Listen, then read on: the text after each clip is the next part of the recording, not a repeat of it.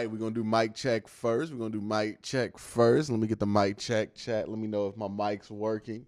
And then we'll get into the stream, obviously. Big game. The crowd is not as, I mean, it's not even there yet, right? Like, I don't think anybody's there. I was wondering, what could this environment be like? Because what we in Cleveland are comparing this to is, one, us in Cleveland, and two, LeBron, right? And when LeBron came back, what we have to remember was that game happened at the beginning of the season before we knew we was trash. You know what I mean? Like, it was a different environment because it happened like the third or fourth game in the season, and we had no idea how garbage the Cavs were going to be. Because some of us, a lot of us, deluded ourselves that year and thinking, hey, this team won 60 games before. We can win 40 without LeBron. Like, he's not that. And then we found out LeBron's that important, right? But this game is happening so late in the year that, like, Houston fans are just kind of deflated. So I don't even know. I was wondering. I'm like, man, I feel like everybody going to show up because it feels like something fans would do. But I didn't keep in. I felt like also that we weren't even estimating, hey, what if like they're just already burnt out on a year because they're 1-9? And who would want to buy tickets to watch a team that is favored to beat you with the quarterback that you have rough feelings for? You know what I mean? So that's something that I felt like we didn't really factor in. It's like, hey, man, Houston Texans fans might not even have the energy to boo right now. Because would you? Like, if I can't even, the Browns have no player to compare this to. But, like, I don't know if we selling out a stadium to boo somebody. I don't know what fan base does. It might not be a lot of people. It might just be Browns fans in that building, which is interesting.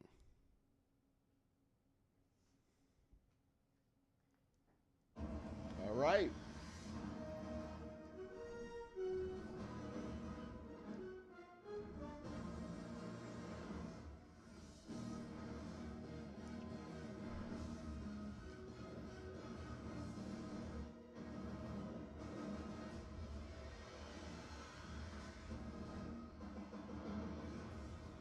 We are in Houston for this Week 13 matchup between the Cleveland Browns, still fighting for their playoff lives, and the Houston Texans. Deshaun Watson taking the field a short time ago, trying to revive his NFL career.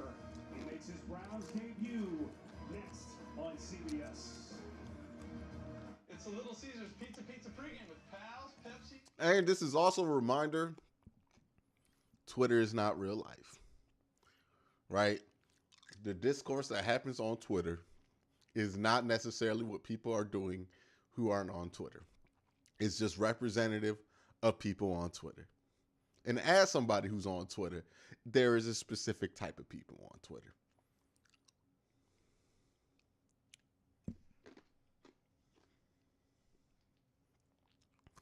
But the Browns about to, I wonder who won the coin toss. Anybody got that information up for me?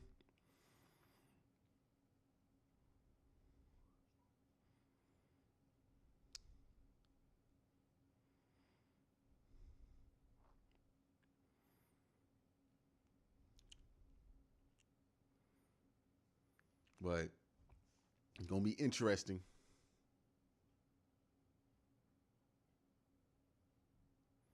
You think Chubb going to break the single game rushing record?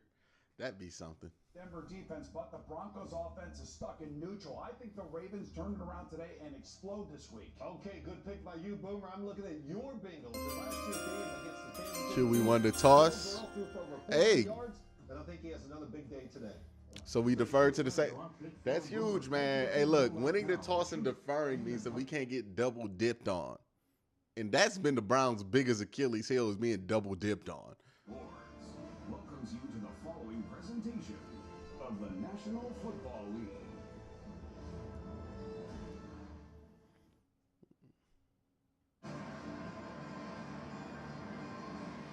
inside NRG Stadium, just about ready. The Browns winning the opening toss. They elect to defer. And so it will be Kyle Allen and the Texans with possession to start. There's your AFC North standings. One thing to keep in mind for Cleveland, they still have 3 games left against the other clubs in their division, so still a chance, albeit an outside chance, as Kevin Stefanski told us, fighting for our playoff lives. There's Lovie Smith with a turbulent year one it has been. All righty, let's get it. Let's get it kicked off. Let's go. Couple of years here as a defensive coach. Jay, what do we anticipate early in this game? What are we looking for? Well, for the Texans, they have to get off to a fast start. They've been outscored 50-0 in the first half the last 2 games. They cannot get behind. They're not built to come back. Trayvon Smith watches that one take a long sail through the back of the end zone. So here comes Kyle Allen. Sly says, man, that stadium is empty. What happened, media? Nobody accounted for the fact that the Texans is ass right now. You know what I mean? Like, that's the thing. You're only going to have so much energy to be out here booing somebody when you feel like the team's worth watching. They're 1-9-1. He split reps, got all the reps this week. They know they have to hit big plays and they have to be able to run the ball. Now, Pep Hamilton, the offensive coordinator, said, we need some offensive fireworks.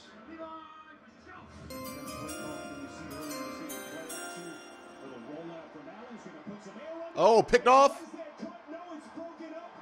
What's the call here? Off the hands of Quitoriano. No official signal yet. Officials initially said incomplete. Well, this was open. If he throws it earlier, it's an easy completion. Makes a great effort. Oh, that never hit the ground. Throw the flag. Throw the challenge. Throw the challenge. That never hit the ground. That never hit the ground. Yeah, that never hit the ground. Interception. Interception. Interception. Throw the flag. Throw the flag. Throw the flag. Throw the flag. There we go. Oh, my God. Certainly looked to be the case from our first look at the replay. That's worth it. What a potential turn of events on the very first play from scrimmage.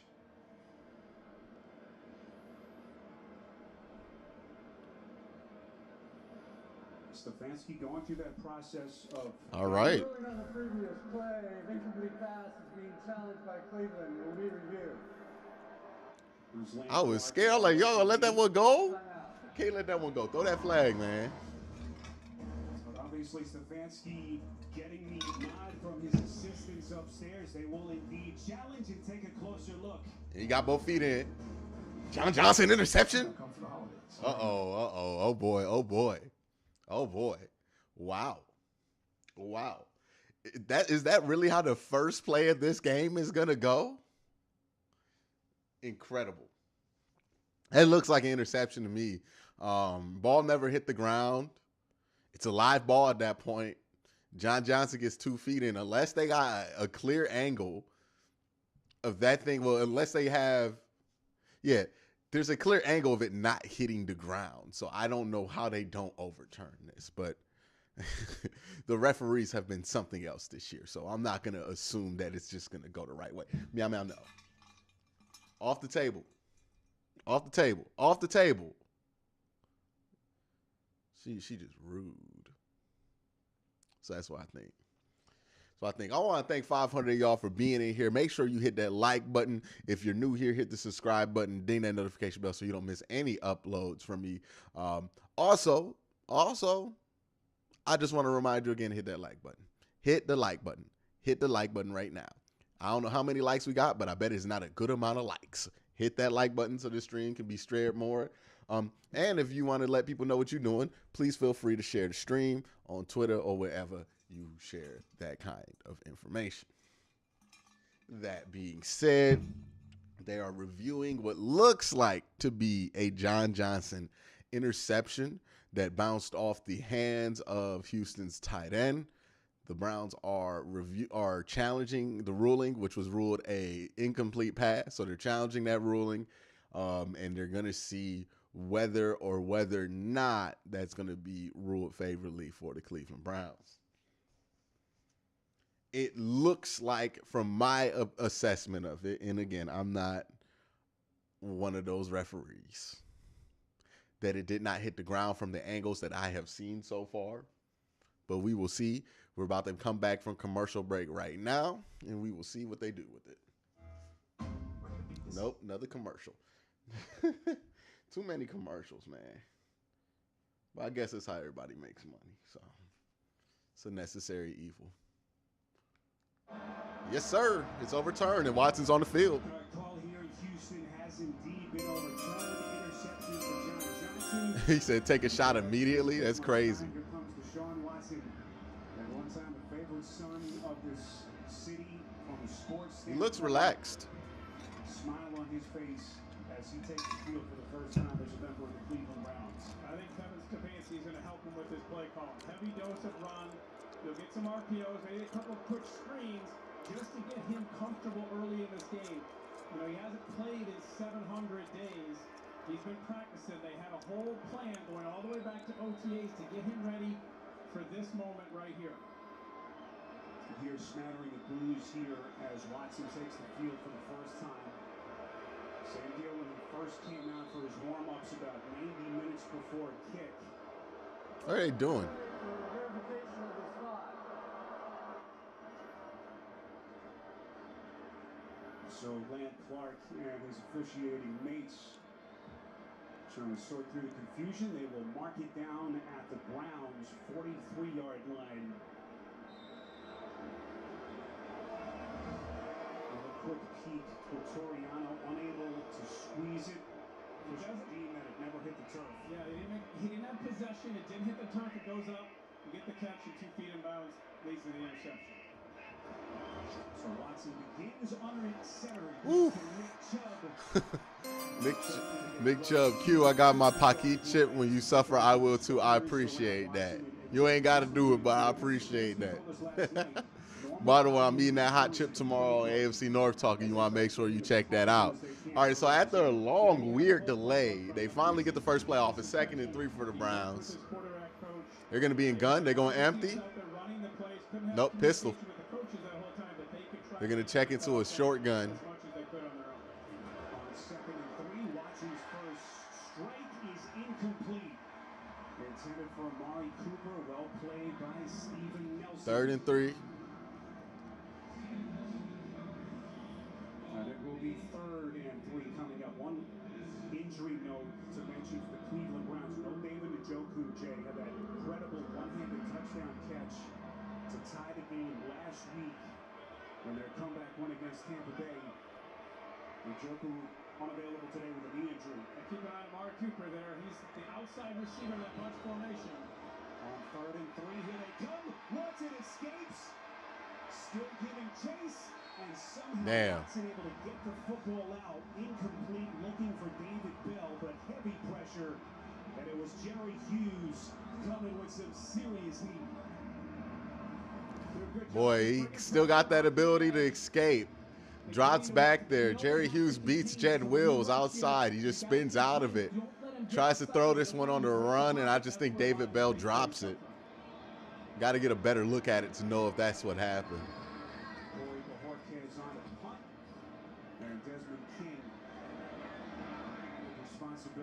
They got him within the 10. It's an uneventful first 2 drive for both teams. And the Texans after the 40-yard punt.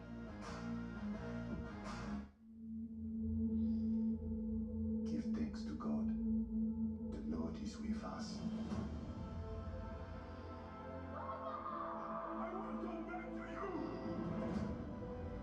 They beat me. They whip me. But they never break me. Rated R. This winter, meet the heroes of performance. So pretty uneventful, I would say. What Watson, I mean, he did the Watson thing where he breaks out a sack, so it's nice to know he can still do that. Just didn't really get anything going there. I would have liked to see them just like run the ball a little bit more to get him more comfortable. Maybe do some RPO runs with him not being the runner. Just get him comfortable in his sets. early on, I think it's going to be very important to get him into a rhythm so he can get his confidence going. Once he starts to like not think, he's not thinking and he's just playing football, he'll be all right. But I don't think he looked super rusty there, to be honest. It just looked like a 3 and out.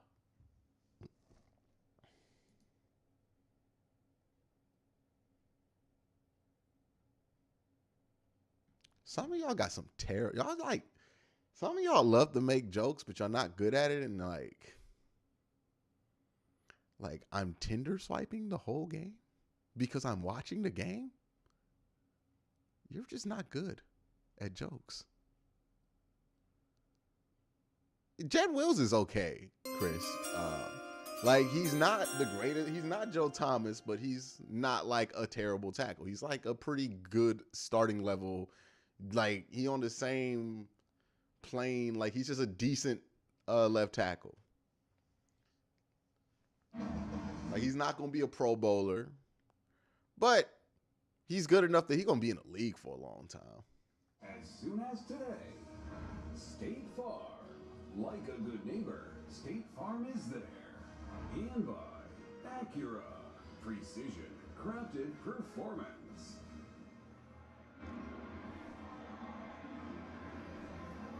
Inside the NFL, the show the pros watch. Tuesday streaming exclusively on Paramount Plus. NRG Stadium, downtown Houston, Texas. Roof is closed. As Kyle Allen and this offense with their second possession. And still under a minute gone by. We've had some early fireworks already. Tough starting field position at the end of the 10-yard line. Quick delivery and a striking is complete. That's Philip Dorsett. Down and more for the Texans. As they desperately try to kick this offense into high gear. A couple of big lineup notes for Houston. Brandon Cooks. Calf injury that he sustained during the week of practice out, and no Rex Burkhead. He's still dealing with the remnants of that head injury, Jay, last week. Yeah, this Texans team, they have to be able to run the ball.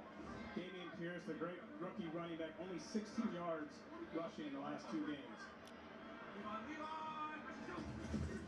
First and 10, pitch play. As they keep it on the ground, this is Pierce breaking free.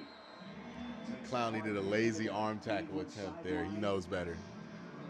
That's why the thing broke for 7. It should have been at 2. Downhill style that has made waves already. They've struggled to run on the interior. Their offensive line has really struggled in the interior. So finding a way, Pat Hamilton, to get Dameon Pierce in space on the edge. That'll be the challenge today for this Texans offense. I expect to see Clowney move inside, Myles Garrett to move inside, to really try and take advantage of the guards in the center position where this Texans offense is Q$, what up, my guy? Thank you, Aggie Ferry, for the super chat. Good play by JOK to get him that passing lane. Great play by JOK. Collins, and it will be third down coming up. Jay just mentioned Jadeveon Clowney making his first return to the city of Houston since his departure to trade to Seattle. And other lineup notes for this defense. Greg Newsome back, missed the last 2 games with a concussion. So good news on the back end of Joe Woods' Cleveland defense. So far, we've seen Myles Garrett line up the opposite side that he normally lines up on, trying to get away from Tunsil and take advantage of Howard. Allen looking protected on third and short, but it's Good coverage. Mighty says, glad the D killed 1 possession. Who came on, especially towards the second half. That on the Browns? Was the intended receiver. Holding. Offense Decline. 31. That penalty's declined. Get the ball back. That's Titus Howard. All right, let's get a normal possession going. Possession will end once again with bad news. Yeah, watch Myles Garrett on Howard, like I talked about, coming, and Howard just kind of tackles him, and brings him down. And if you've watched Myles Garrett, you've seen double teams, you've seen holds, you've seen teams trying to do anything they can, chips and everything, just to slow Myles Garrett down, and it doesn't work very often. Jay, he told us last night he prefers lining up on the right side, but with Titus Howard on the other side, we could very well see him in that spot multiple times today. This is Donovan Peoples-Jones eluding the first tackler and lunges out to get close to the 30-yard line. 40 yards in the punt by We'll see Watson's second drive here once we get back from commercial break on CBS, but I'll kick it with you here. Defense is looking fine. The Texans just aren't that good, so even if the defense does play extremely well, it's not like I could take away a ton from that. What are the scores around the league? Denver up on Baltimore 3-0. Baltimore, they're close to fumbling the division in a way that I did not expect because they have one of the easiest schedules coming up, and Cincinnati has the most difficult schedule. Baltimore also has the benefit of having any tiebreaker over Cincinnati because they will ultimately have a better division record, more than likely, and a head-to-head record that will be at least tied. So they got all the tiebreakers on Cincinnati. If Cincinnati wins this division and Baltimore doesn't, or anybody honestly but Baltimore wins this division, somebody should be released from their job. If you're Baltimore, because that's ridiculous. That's ridiculous. You had a clear path, and you can't fumble it like that.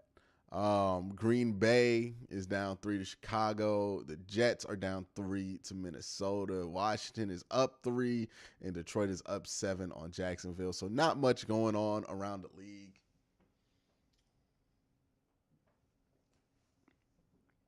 Kind of a average day. Of course, there's the Cincinnati-Kansas City game that is later today, and boy, oh boy, is that an interesting one. The matchups are kind of exciting there, right? I think, is Jamar Chase back for that game? I don't know if Jamar Chase is back, but it sounds like Logan Wilson will be in that game. And again, the Bengals beat the Chiefs 2 times last year. Chiefs looking for revenge. This game's in Cincinnati, though, right? And I think the Chiefs won both of them, one in Kansas City, one in Cincinnati. So that'll be an interesting one to watch. The Cincinnati Bengals in general are an interesting team to watch. Also, they play the Browns next week, so who knows, depending on how that game goes, could affect next week's outcome. So there is that. And in Pittsburgh, Pittsburgh plays Atlanta today. And I think they're up 3 on Atlanta right now. Yeah, they're up 3 on Atlanta. All right. Now the Cleveland Browns 4-7. A wild comfort behind win last week at home against Tom Brady and the Buccaneers. They're still fighting for its postseason life as they took the field here in week 13. Browns debut for Deshaun Watson, the gift here to Nick. All right, 2nd and 4. Well, 2nd and 6. Just consider what this Cleveland franchise gave up to bring him in. The massive gamble that Jimmy Haslam and the front office took, not only in draft capital, but fully guaranteed richest contract in the history of the NFL, and what they have riding on Watson to be their franchise quarterback. The 24th season since returning as an expansion franchise, they really haven't had a franchise quarterback the entire time. On 2nd and 5, Watson will cover. Good play. Throws it, first down and more. He's down. Schwartz, football is loose. Jesus, Anthony Schwartz. Texans I think he was down. with Desmond King.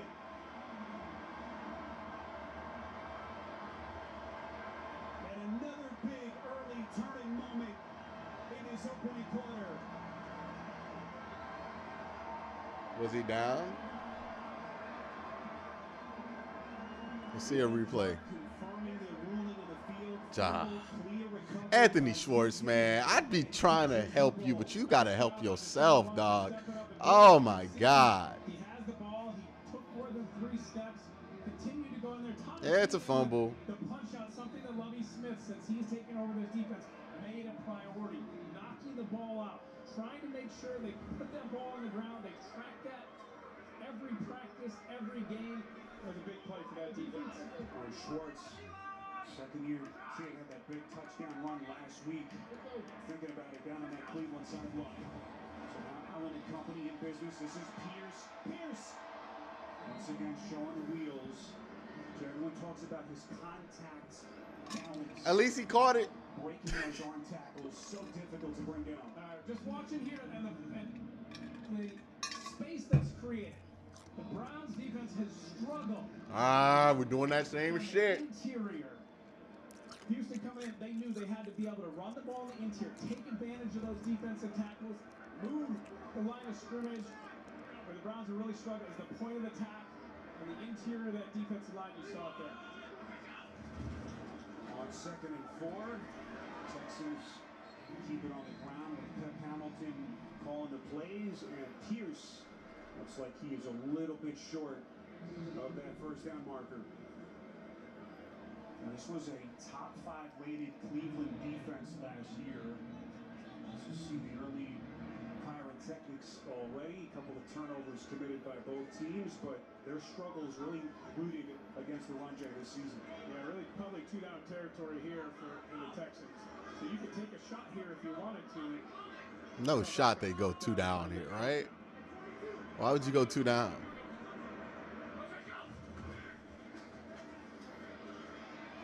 This is Pierce. Yeah, he got it. Needed the 28. And Land Clark says first down Houston. So important for this Texans team because of the slow starts they've had the last 2 weeks. Down 50-0 cumulative in the last 2 weeks. You can see only 39 yards gained, 533 yards allowed. They've got down early, then they're throwing, then the defense can get after them. To be able to get a stop on defensively after throwing the interception, and then get a play defensively, give your offense a chance to score and get the lead, that's huge for this team. Quick strike this time. It is Akins taking on tacklers inside the 15-yard line. All right, hold them to a field goal. Good-looking Houston drive continues. Hold them to a field goal. Texans. Pep Hamilton told us that he had to get the ball to Akins quicker and sooner. Had a big game last week, especially in the second half against the Dolphins. Had a nice touchdown run. They want to get him the ball often.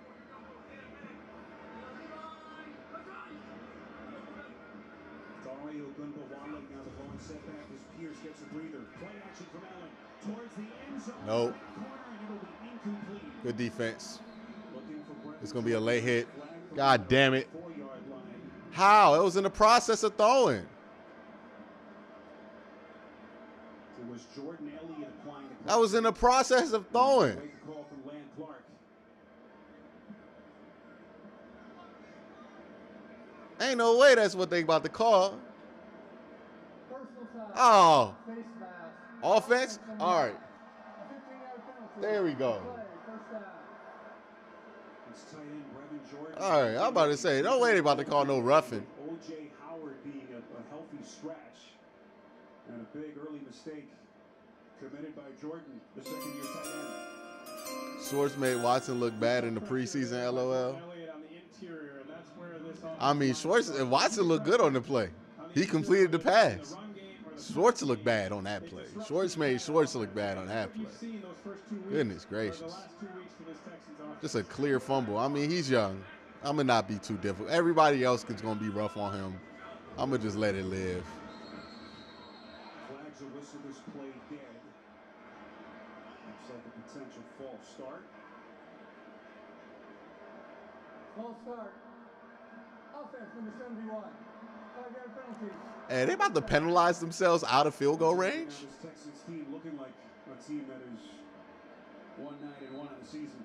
Yeah, when you get this opportunity, you get the ball down inside the 20-yard line, you can't afford a couple of penalties to move you back. You see, just trying to get off early. You have a new quarterback. This is his first week taking all the reps. So the timing between the center, the offensive line, the quarterback, all those things can be impacted when you bring a new guy in. 1st and 30. So Pep Hamilton has in the book for this set of circumstances. As Pierce just lowers his shoulder, gets to the 30. All right. Raised some eyebrows last week when Kyle Allen told us he didn't get the full allotment of reps. You throw in the Thanksgiving holiday, he said he just didn't quite seem set when he took the field last week. Felt much better this week leading up to this game. Yeah, I think you're exactly right. That run play got you into field goal range. Now you're trying to find a way to get a first down with a touchdown.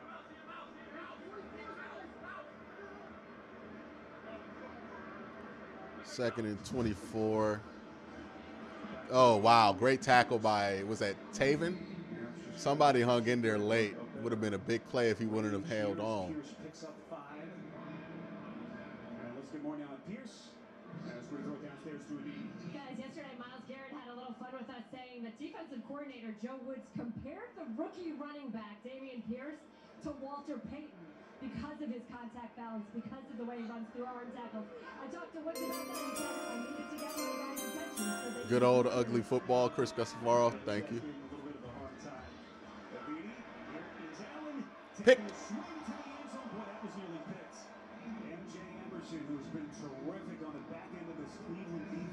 All right. They're going to go for field goal. Yeah, they're just taking a shot down the field. They got comfortable where they... Hey. Good job by the defense to capitalize on the Texans completely fumbling that drive. You got to be able to capitalize on top of it. They completely fumbled that drive. They were at like the 10. They penalized themselves back to the 30. Can't believe it. Anthony Schwartz, lucky they didn't give up a touchdown. It looked like it was going to give up a touchdown. Yeah, Perion's been okay.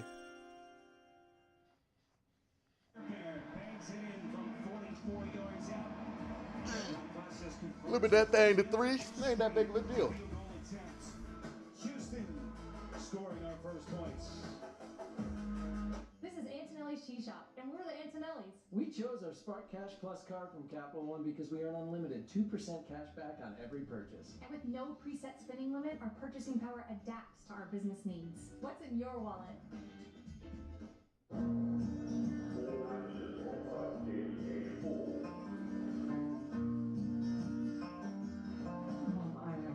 If I could be, baby, where you are. If I could be, baby, where Distance means so little when a gift says so much. Etsy has it. Yeah. All right, so those are the first 2 drives. Feel like he's kind of like, if we're looking at just Watson exclusively, he's been able to do some of the Watson stuff, right? Throwing a run. He made the throw there. Anthony Schwartz drops it, even though it should be a big play. Well, he doesn't even drop it. He fumbles it. The other play where he shook out a sack, he got a drop by David Bell. Turned out David Bell hurt his hand. He's not returning for this game. So I think everybody else is getting used to him, and I think that's what's more or less going on. I really don't think he looks that rusty. I think this is more or less the guys are adjusting to a new quarterback. In Anthony Schwartz's case, that's just Anthony Schwartz being Anthony Schwartz. Like, let's be real. That's some Anthony Schwartz shit. Let's get this. I would love to see them just get this thing to Amari Cooper and Donovan Peoples-Jones. We've targeted some of our lesser guys. Let's go at our guys. You know what I mean? Let's go to our strengths. Nick Chubb, Coop, DPJ. Let's get it going. You think DPJ gets targets this possession? I think so too. The NFL on CBS is sponsored by Google Pixel 7. That is the look of a bunch of people who started drinking at 10 o'clock in the morning. Don't know why people do that.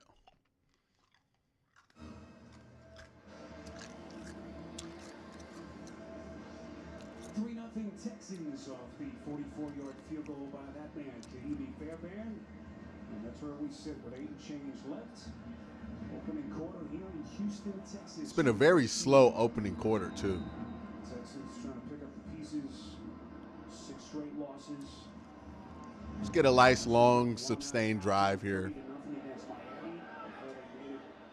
Fairly interesting down the stretch. This is Jerome Ford taking on tacklers. Good coverage down the field by Houston. Let it bounce, dog.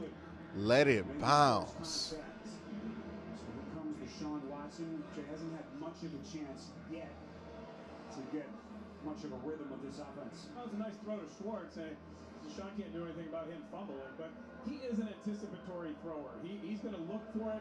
Scott takes feel, understanding your wide receivers, how they run routes, what the timing is, and this is a new offense for him. So there's going to be a feeling out process between Kevin Stefanski and Deshaun Watson as well.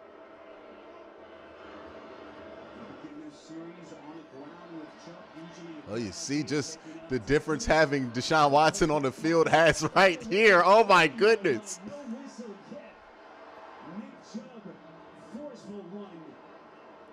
See what the officials will mark this this one down. It's going to be a run of 18.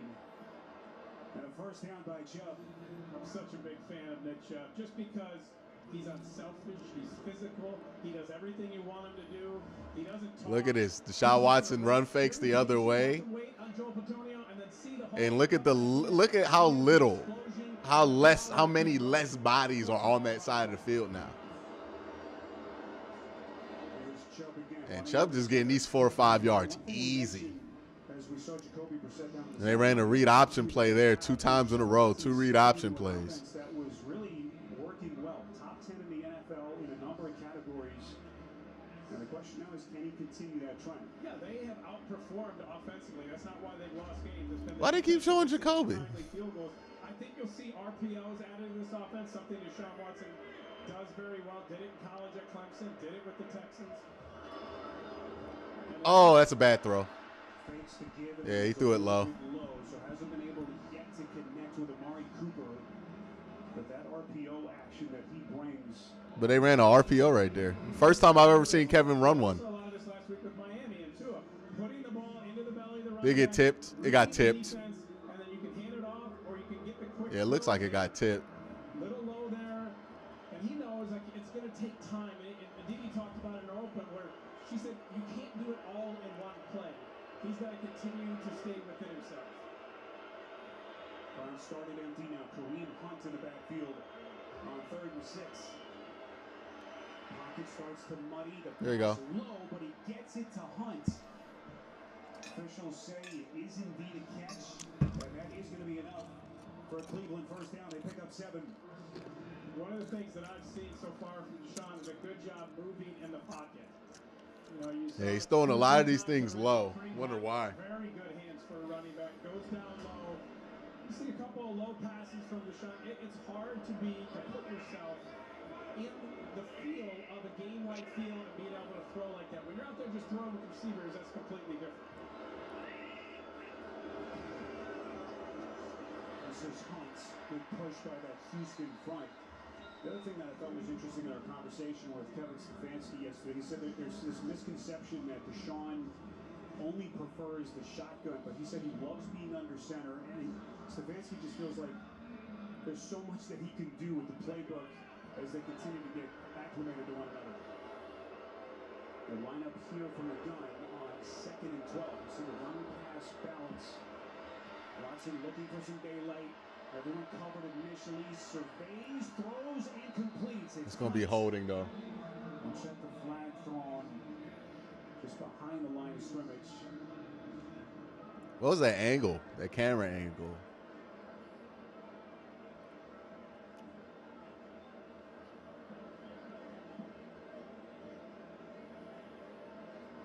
Pickup of 11 if the play stands here. Looks like Land Clark looking over in the direction of Kevin Stefanski and that Cleveland sideline. They were lined up off sides. Oh, okay. Free play. Defense number 55. Penalty line. 3rd down. All right, cool. Jacoby Brissett in the huddle. You can just see that he's lined up off sides. Number 74 is eligible. Now he jumps. Spirit, you were talking about shotgun, and you were talking about running the ball. Here's Jacoby Brissett in on the short yardage. Oh. And a little wrinkle here for Stefanski. So liking Brissett in these situations. Hey. First down and more. It's Harrison Bryant. Good job. That's a good call. Play call by Stefanski. A first down. Way to use Jacoby, man. Really like that call because right here you think you bring Jacoby Brissett in to run a sneak, and then you get a little misdirection. He goes in motion, you hand it off. Nice block on the outside by Brown, and excellent conversion.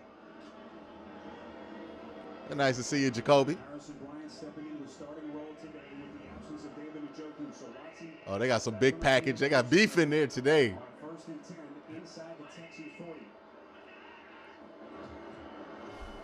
Play action. Here they come. Watson. Good throw. Hey, here's Donovan. All right, he looks comfy. He looks comfy.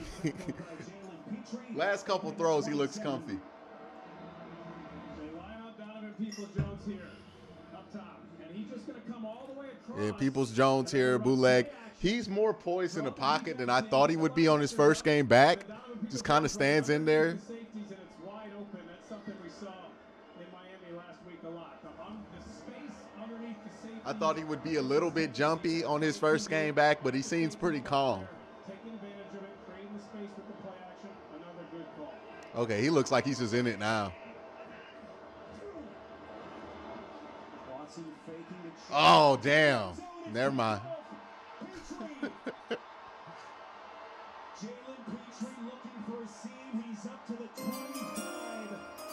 Jacoby package, LOL. Right. What didn't he see?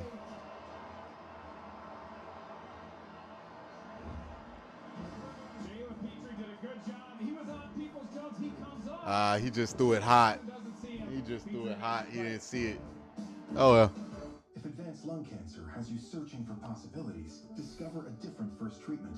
Immunotherapies work with your immune system to attack cancer, but Opdivo plus Yervoy is the first combination of 2 immunotherapies for adults newly diagnosed with non-small cell lung cancer that is spread, tests positive for PD-L1, and does not have an abnormal EGFR or ALK gene.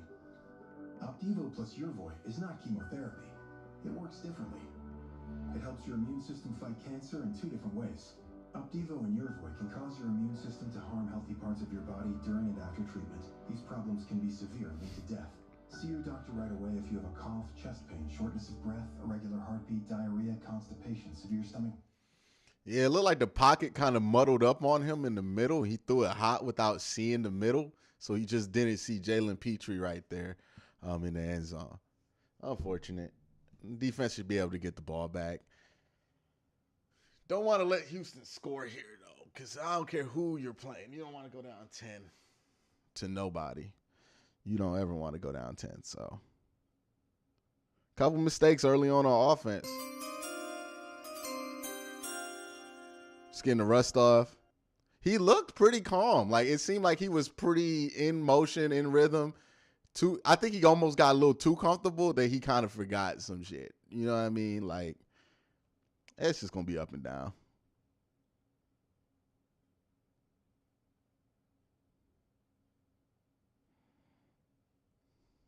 Damn, they got 100 likes quick.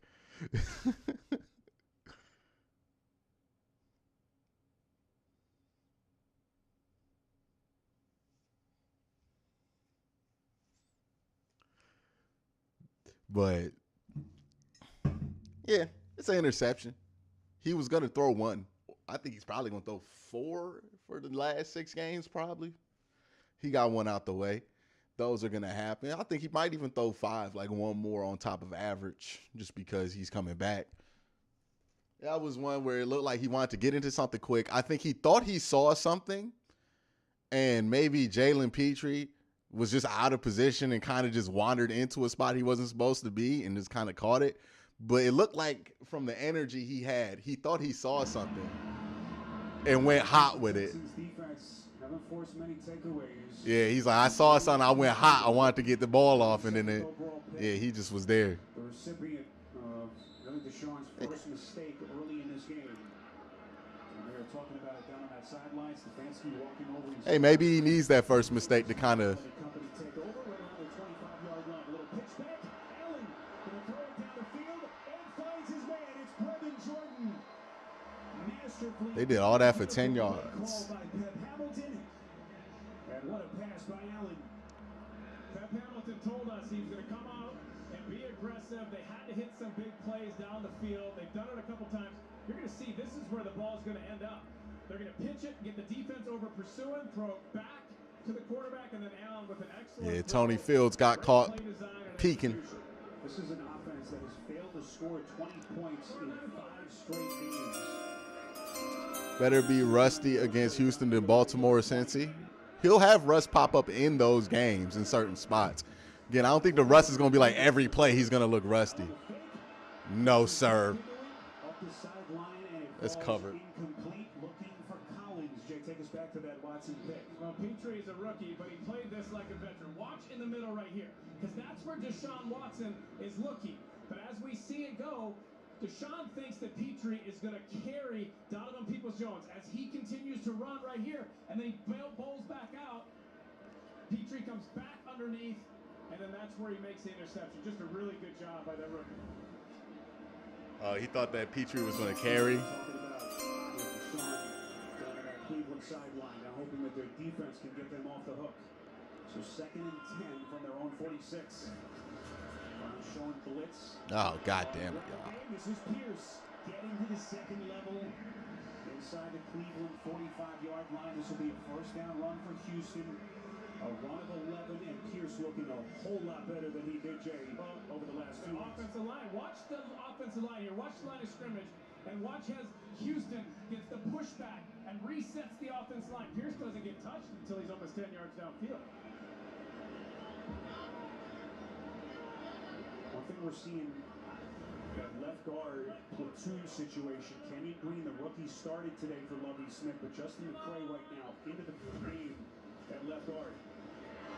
Back to the legs of Pierce, taking on tacklers. Clowney gets him from the back. What a tackle by Clowney, but an even better run by Pierce. Oh man, 1 week we play better, the next week we back to the same shit. Look at this, man. Look how far up field they get. Slant, slant, slant. Everybody slant, man. Come on, man.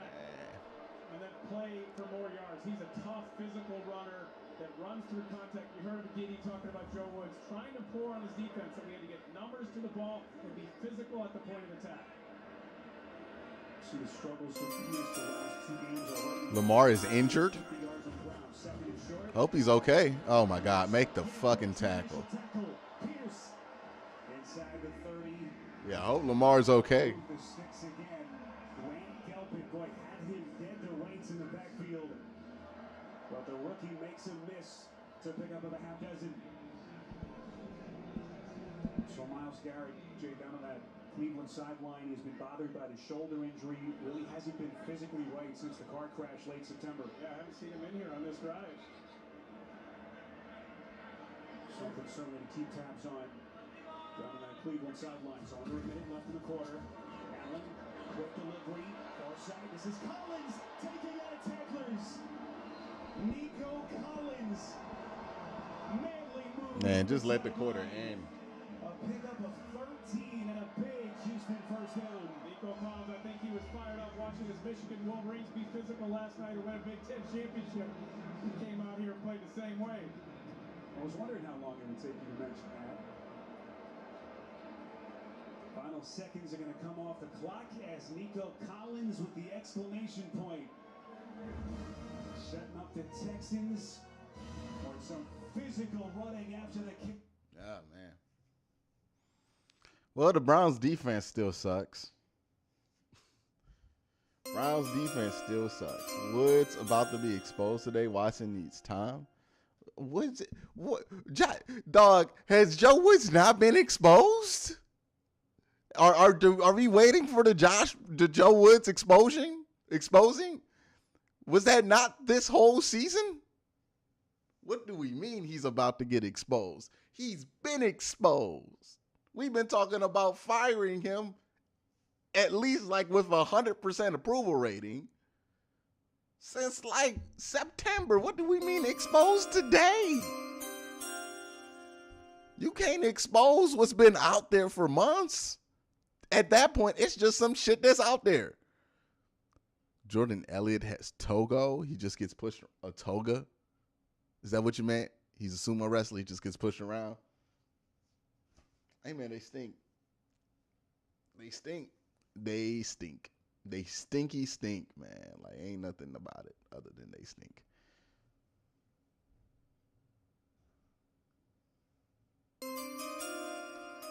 Thank you for that super chat, Jake. I'm going to go and check on something because it looks like something got dropped off.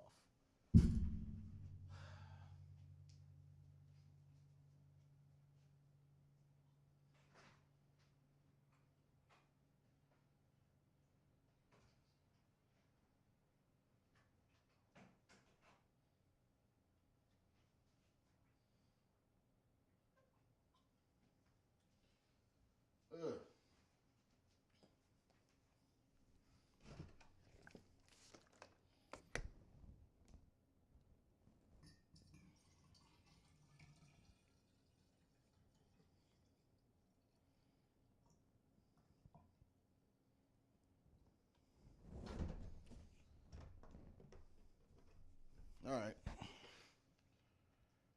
Ugh.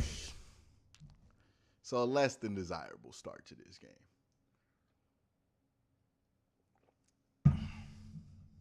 And of course, right when he throws the interception, that's when everybody jumps in. Joke's on you. Bold prediction, the black cloud looms. I guess. So far, in terms of what we've seen, Brother, like, the thing about the black cloud looming, y'all gonna complain whether Deshaun Watson was here or not. Y'all would complain about a black cloud looming because, oh, we Browns fans, right? Like, come on now. First and 10, Houston from the Cleveland 15-yard line. Allen from the gun. There you go. Get him out. Force a field goal. This good start, Jay, for Kyle Allen continues. What a difference a week makes in a second straight start. Yeah, you can see a difference in Kyle. He said, I know in this game I have to do two things. I have to play on time and I have to play in rhythm, make the ball, make the throws. Yeah, Wood's been exposed for a long time. And against this pass rush in particular with Conley and Garrett, he knew he had to get rid of the ball quickly. 8, 9, 10, 11. Hamilton knew they had to be able to run the ball, and they have. Nope. Terrible run fit. Terrible run fit. And it will be a first down goal to go for Houston as this impressive drive continues. Again, at the point of attack, a nice double team, getting pushed. That's what I see from this Houston offensive line that I haven't seen. Why are they taking mad D shots when our run D is trash? I don't know. Allowing your running back to get downhill, get a few yards before he's touched. You can very easily feel the urgency when we spoke to Fred Hamilton earlier this week to get this offense going. Here they come, getting chased. Allen to the back of the end zone, and it's incomplete. Looking for Quattoriano, who was involved in that early turnover on the pick. And it will be second and goal. Two big plays last week, two big mistakes that Kyle Allen made. He made it to us in the meetings. It's not too late to take 2 first and third for Miles. Diddy, shut up, Diddy. We not trading Myles Garrett. Second and goal, that's fine. You just don't want us to have Myles Garrett, so we stop beating you. Diddy's a Bengal fan. 26. Allen takes the temperature of the defense. More in motion. Allen. Nope. Corner of the end zone looking for Collins, and it's incomplete. It's running out of real estate. Yeah.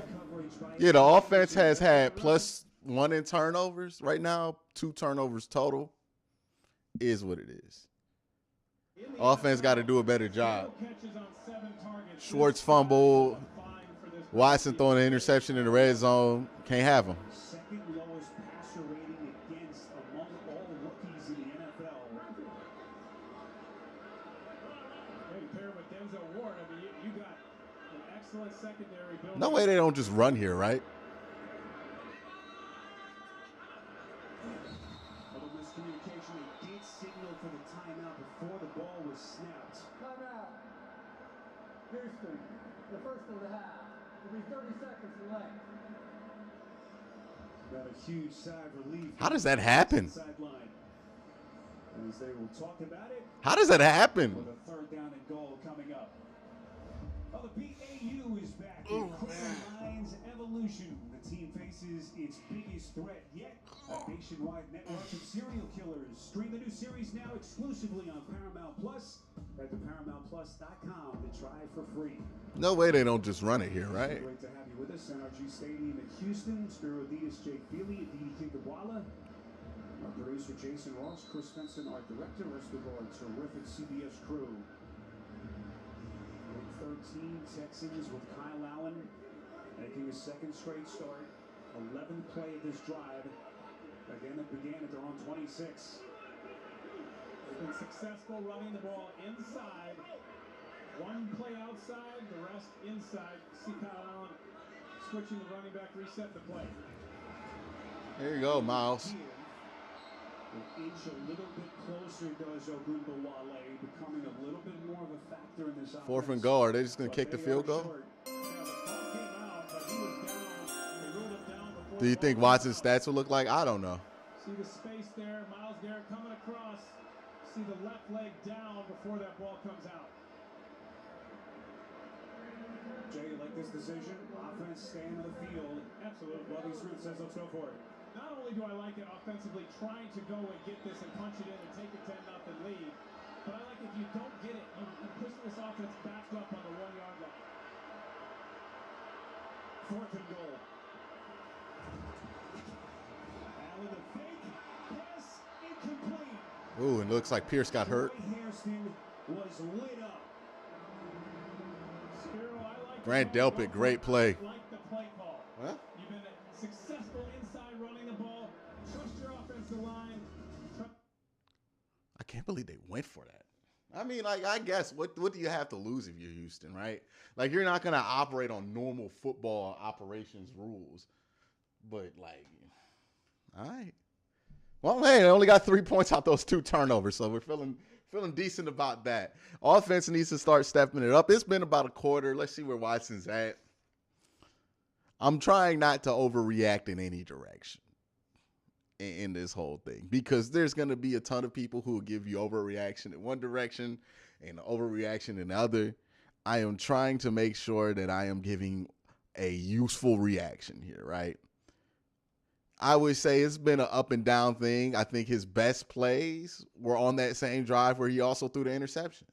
He looked like he was getting comfortable, and it looked like he got comfortable, thought he saw something, and Jalen Petrie made a play he wasn't anticipating where he didn't carry his man.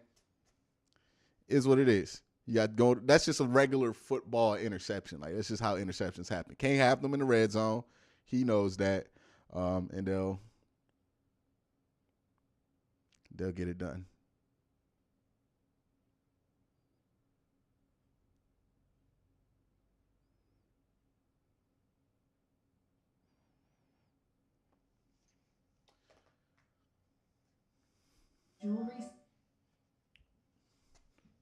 Yeah. This game was starting slow. I think everybody who was talking about this game kind of anticipated that this game would start slow, that the mistakes would be early in the game. And then as the game continued on, people would get more comfortable, more used to how he plays quarterback. Because as much as this is Deshaun Watson hasn't played a game in 2 years, these guys have never played a regular season game with Deshaun Watson too. So that's a whole new quarterback that they're getting used to. There's always going to be some kind of like difference, especially when the quarterbacks are such different styles. So like Jacoby's much different than Deshaun. And, you know, this is going to be a little bit of a difference there, right? You know, you're going from something that you've been doing for about 11 weeks and now you're going to something new. Going to be a bit of an adjustment period there for everybody. Yes. Well, the good news for the Browns, their defense keeping Houston out of the end zone. Bad news is that Deshaun Watson and company are backed up at their own 1-yard line. Let's get this thing to Chubb.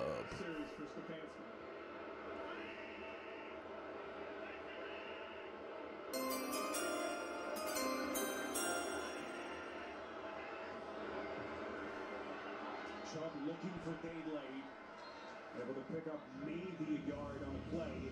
Jay, what have you seen so far from Deshaun Watson? He's looked like a guy that hasn't played in 700 days. He did a nice job of getting outside the pocket a few times, but he's thrown a number of these balls low. And then the big key was recognition. Would he be able to recognize defenses? He missed Petrie. Didn't see him coming back across. And Defense actually holding teams to field goals in big situations. Joe Woods still needs to go. Yeah. Fumble and the interception to Petrie. this offense is based on this offensive line and the running game, and that's where Kevin Stefanski needs. Ooh, Wyatt Teller jumped. Multiple flags. Yeah, Wyatt Teller jumped. It's going to go back a yard. It's going to be 2nd and 10. Offense number 77. Half the distance to the goal. 2nd down. It's a yard. Well, clearly working through some issues. Aditi, what do you see down that Cleveland side? Spiro, there's not really any panic yet. Kevin Stefanski went out of his way to go to his offense after that interception, remind them essentially that there's still a lot of football left. But we also need to remember this whole operation of communicating with Deshaun Watson is still new. They only did it once in the preseason. That's why Watson told us he's trying to mimic everything Jacoby Brissett did. All right, the 2nd and 10. He's trying to navigate. Oh, get out. The initial push. Did he get No, my God, Chubb.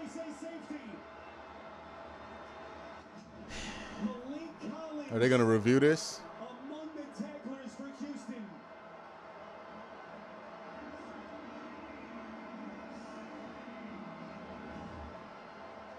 Just a really good job of getting penetration.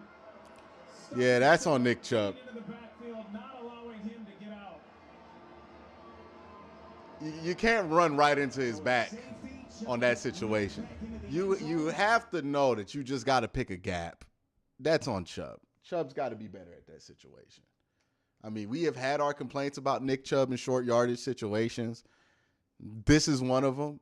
Sometimes he has the tendency to hesitate or run into his guys' backs trying to look for different slants in the line to break a big play. That's a bad one, dog. Like, in those situations, you can't be looking to make the play. You just got to get out the end zone. Like, just get the 3 yards. Why are you – there should be no reason you're running into the back of your tackle. There should be no reason. And you can blame that on Conklin all you want. He knows he's not supposed to be in that situation. That's a bad play. The gap is there. Why did he cut out of it, dog? And then everybody getting to the ball. This is what Lovie Smith said they needed. Just take what's in front of you sometimes, man. Sure tacklers. He's Nick Chubb, so, like, it's cool. He's fine. He can cost us 2 points every once in a while. He gets us like $1 million. It's fine. Nick Chubb's ultimately fine. But that's the shit that drives me crazy at times. Just take the yards in front of you, man. We just needed a yard.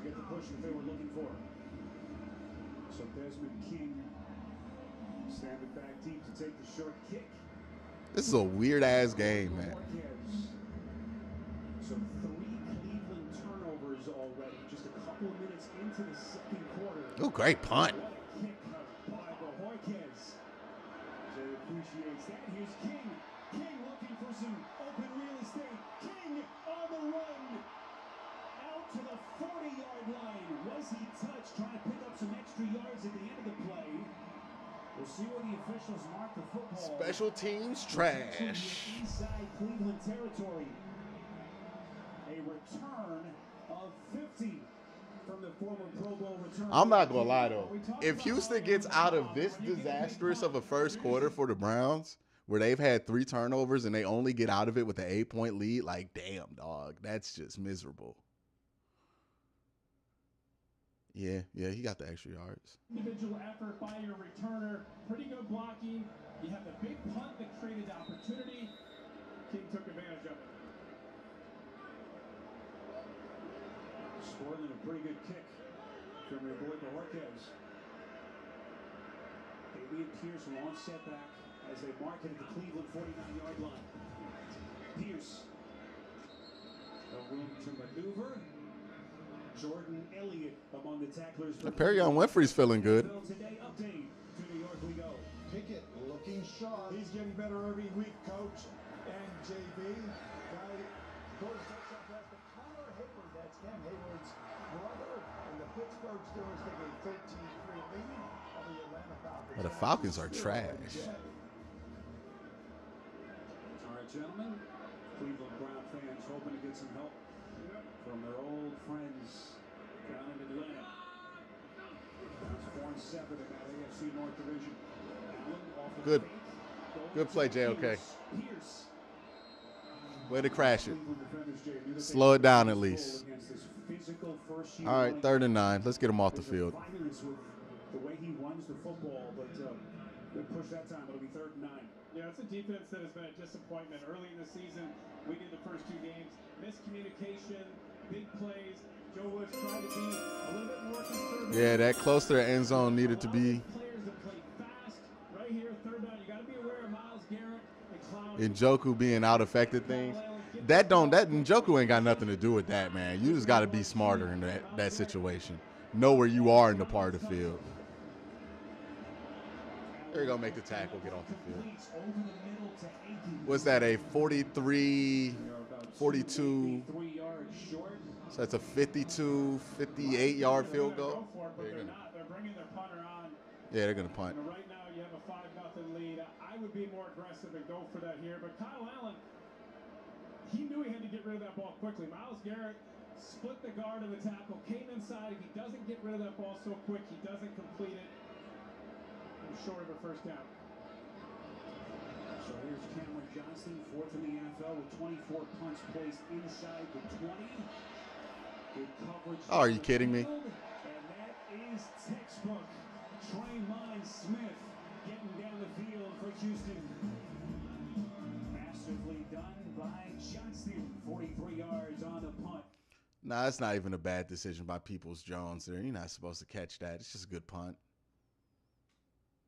Good punt, great coverage too by the Texans. That's just, hey, they made a play there. Put Kareem Hunt in though for this situation. Let's just put Kareem Hunt in. Like, let's just never. I tell everybody this: the all whites are bad luck every game. We have a much better combo. The white on orange always works. It's always a dope combo. The white on whites, we always have a weird game. Always. It's never like a normal game with the white on whites. You are onto something, Dallas.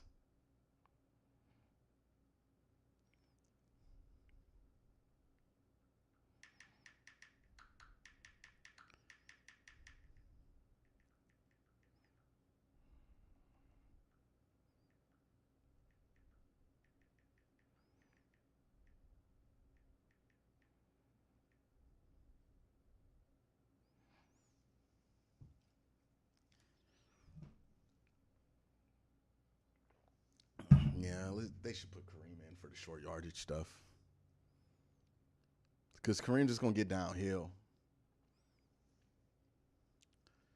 Thing about that safety that's frustrating was that, like, it's not like he got tackled super quick. He just kind of tackled himself there. And that's sometimes it happens with him. It's Nick Chubb, so it's fine. But, like, in these situations, that's why you have Kareem Hunt. Put him out there. I know people complain whenever Kareem Hunt in the game, but that's why Kareem Hunt's on the team.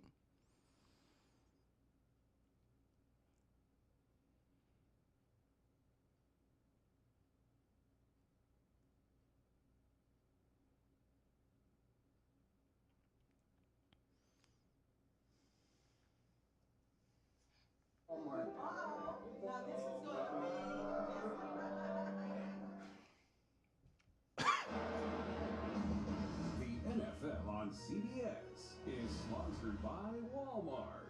All the things you need for all the ways we. All right, man. Auto Trader. Fuck it. Let's just get Jacoby Brissett in there, run some short yardage. And by Burger King. Actually, it's not a bad idea. Let's run Jacoby Brissett out there for a play. Impossible for the Browns to lose. Browns say watch. We'll see. There we go. Okay, Kareem's in. Now watch Kareem get a safety. Watch them both. You got Hunt in there, so you can see play action. Hunt lines up about 6-7 yards deep in his own end zone. First down, Watson fake. Fires, completes. There we go. Able to locate and connect with Amari Cooper. And that'll give them some semblance of breathing room as they play from their own end zone. Yeah, they started the last series from the same position, trying to run it, ended up giving the safety. Amari Cooper, a little delayed release off the line, quickly getting in there. Nice completion. Now they get a little breathing room. Jay, they haven't helped Watson much with some of the mistakes that they've made. The Schwartz fumble, 2 turnovers, plus the safety on that last Take what's there. possession. There we go. Good run. Taking on a tackler at the 15 Good run. yard line. It's a run of 7 for Hunt. And a big, big first down for the Browns. Kareem Hunt hasn't played as big a role as he has in the past. 361 yards coming into today. Only 3.9 average per carry, where Nick Chubb is 5.25. I mean, it's just hard to take a guy like Nick Chubb and have him on the sidelines. And Hunt, of course, the eventful summer, requesting a trade that was denied. Still hoping he's a big part of them down the stretch. Hey, little pitch option here. One-time Houston Seeing a bunch of new plays today. Taking on his former team. And Interesting play call. That'll move the and chains. Good execution by Watson Jays. They pick up 11. Well, after the last series where they got stopped, and really the Texans were playing downhill, the linebackers, the defensive line really penetrating and getting in there and making plays. Kevin Stefanski decided, hey, I need to go a little play action. I got to back them up a little bit and not allow them to just play downhill. First set of downs as they work outside the 25. Watson. Good run. Wheels. Late hit. Made him so famous and deadly in the first chapter of his career. We'll check the flag here from Land Clark. It's a run of 7. Holding. Offense number 11. DPJ, man, what happened? It's Donovan Peoples-Jones. Yeah, it was outside. Nice action inside. Going the opposite way. Deshaun Watson comes outside. First design run. Yeah. You see Peoples-Jones have a hold of the edge there. Not a lot there. Kind of a ticky-tacky call. Desmond King was who he was. Is it 1st and 10 still? Against on the perimeter. That's going to be the evolution of this offense when you can incorporate Deshaun Watson. Okay, yeah, it's fine. What he can do for you, getting outside the pocket, the design runs, utilizing his athleticism. This is Chubb. Good pursuit. Chubb, the shiftiness to get past the first tackler. All right, 2nd and 7. As long as it doesn't get you behind the sticks, you're fine with it. This offense can be as they continue to get comfortable with Watson. You add him to this running game. Njoku, who's out today.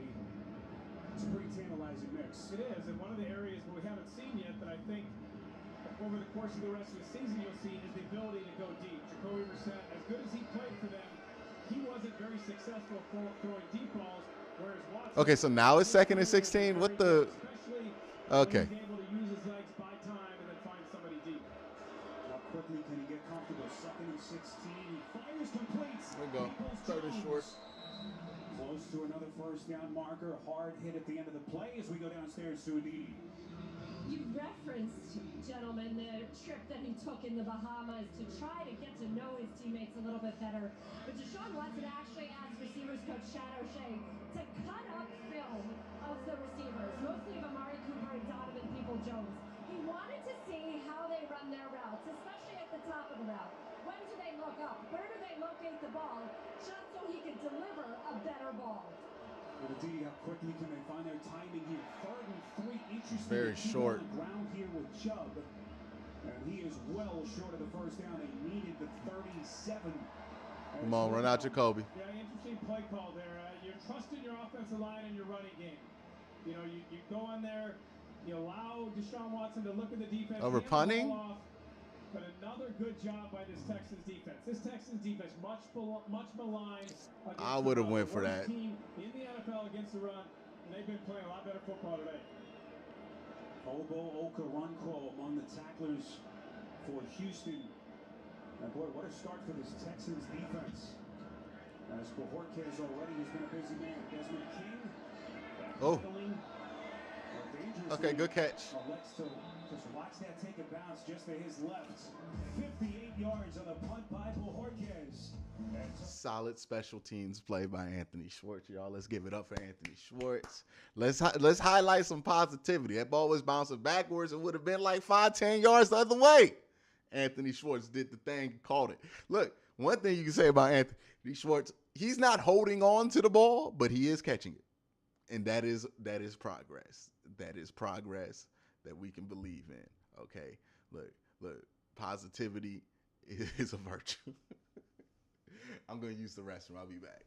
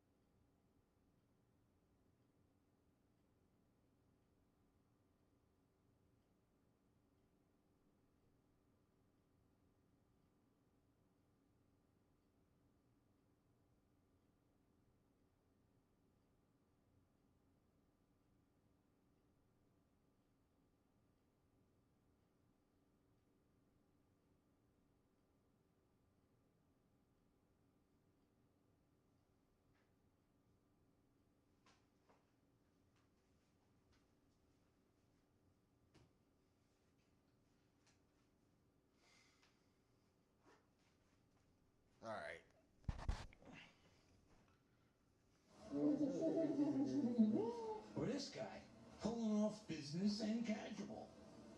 Bizazzual. Or me, about to steal half of this guy's sub. Huh? You better eat advance, because I'm coming. Sliced right in front of you. It's the Jersey Mike's thing. A sub above.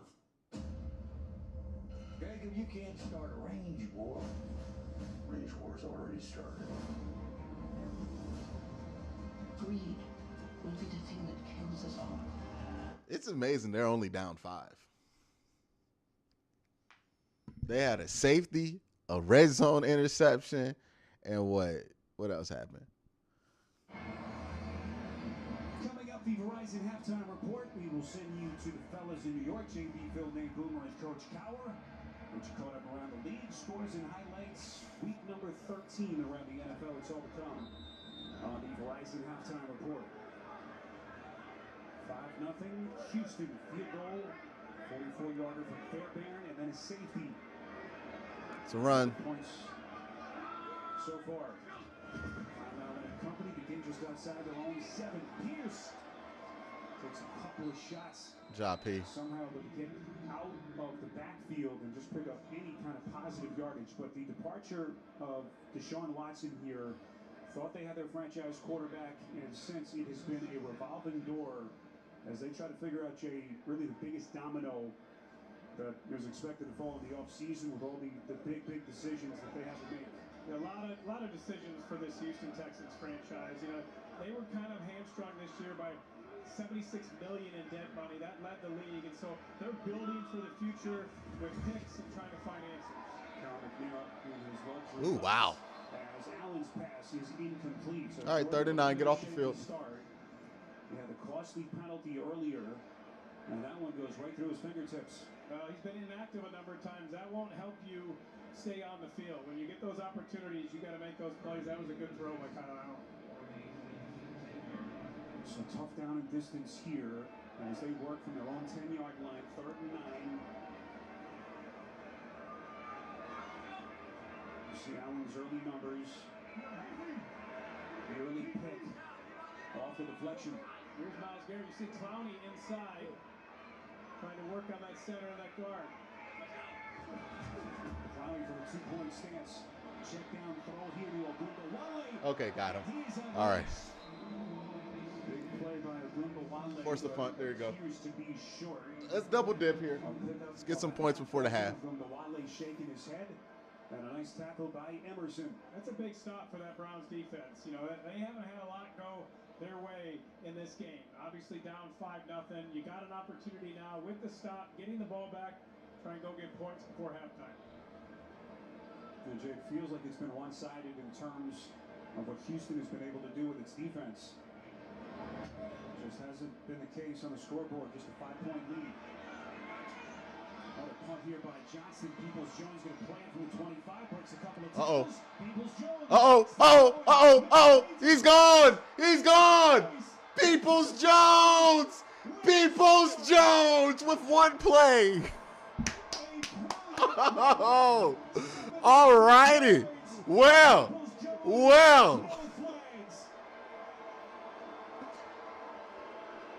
He's been close. He's been so close to breaking one all year. He finally broke it. He gets a punt. They out-punt their coverage. He punts this one way too hard, gets it way out of coverage. He gets a good angle, makes a great cut there, and then just stays on his feet. It's what he has not been able to do the whole time this season when he's been trying to run these punts back. This time he stays on his feet. This time he's gone. To be the punt returner because of his responsibilities as a receiver, made the change, and you've seen a number of big plays and none. Well, looky there. God don't like ugly. And I saw 100 of y'all leave after that touchdown got scored. It seems like some of you guys were only here to see if this went bad. God don't like ugly, man. God don't like ugly. It had been 121 games since the Browns got one on a punt return as they take their first lead.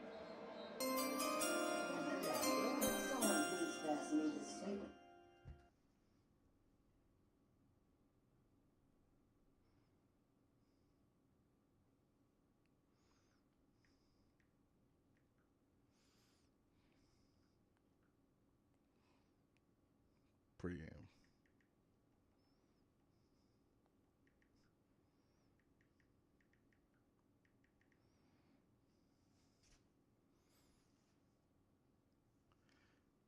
Hey, man. There we go. Give us the spark. Well, one of the big questions for this offense before the season, could Donovan Peoples-Jones emerge as their number 2 wide receiver? Jay's been pretty good in the return game as well. 76 yards on the punt return, and the Cleveland Browns, just like that, are in the lead for the first time. Let's go defense. Set up DPJ touchdown. If we get double dip now, I mean, if we get them off the field here with the 3 and out, we get the ball back. Let's double dip. You haven't been in good field position. Special teams has been an area that there's been criticism in Cleveland. What a big play. Short bouncing kick off the leg of York. There you go. Texans fielding it. There's Ogunbowale able to cross the 30-yard line. Uh-oh, we got a fitty bomb from Michael C. Oh, this is my brother. Says LMFAO first game with Watson and we get a special teams play. It's the impact. It's the impact. The franchise quarterback makes everybody. No, I'm just playing. Donovan Peoples-Jones. He was close. He's been close for a while. He finally broke one off. Before the game, he said the treatment is going great. He hopes to be done by April. And he said hopefully you get a 3 and out here. It really just changed things now. The only Michigan player you respect.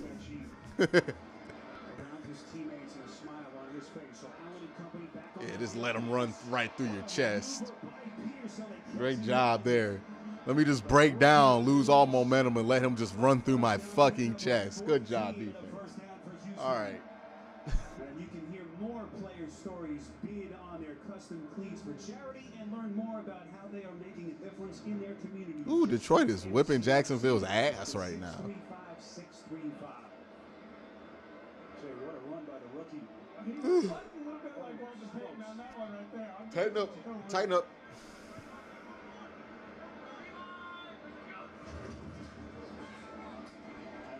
Good. Good play.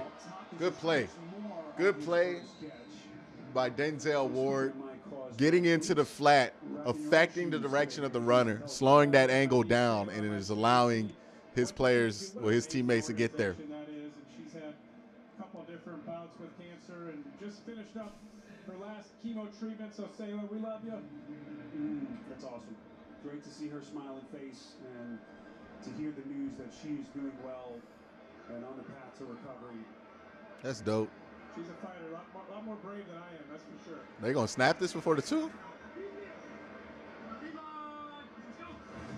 and 7 to Blade, the final play before the 2-minute warning. Allen's pass is complete. A couple of yards short of the first down marker. Get him here. You have 3 timeouts left.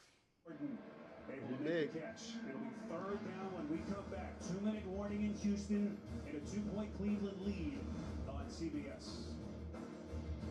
It's Macy's Friends and Family Sale. Get all your holiday gifts with an extra 30% off. Rat tail and all. That's not a rat tail, brother. That's a braid. He got a braid. That's a big fat braid. That's not a rat tail. It might be a rat tail. It's because it's like both of his braids link up into the one thing. That's not a rat tail, though. A rat tail is when you have a puff, and then that puff is like a Padawan braid. That ain't no rat tail. That's just braids.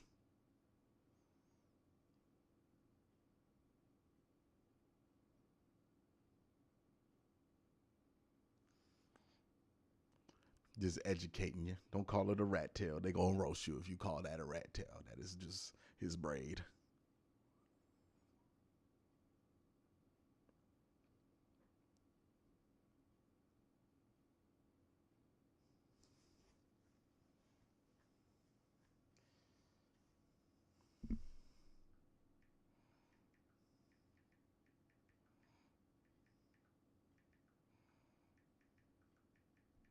Can we talk about how many Air Force Ones we seeing today that I want to buy? I love Air Force Ones, and they making me want to buy all of them.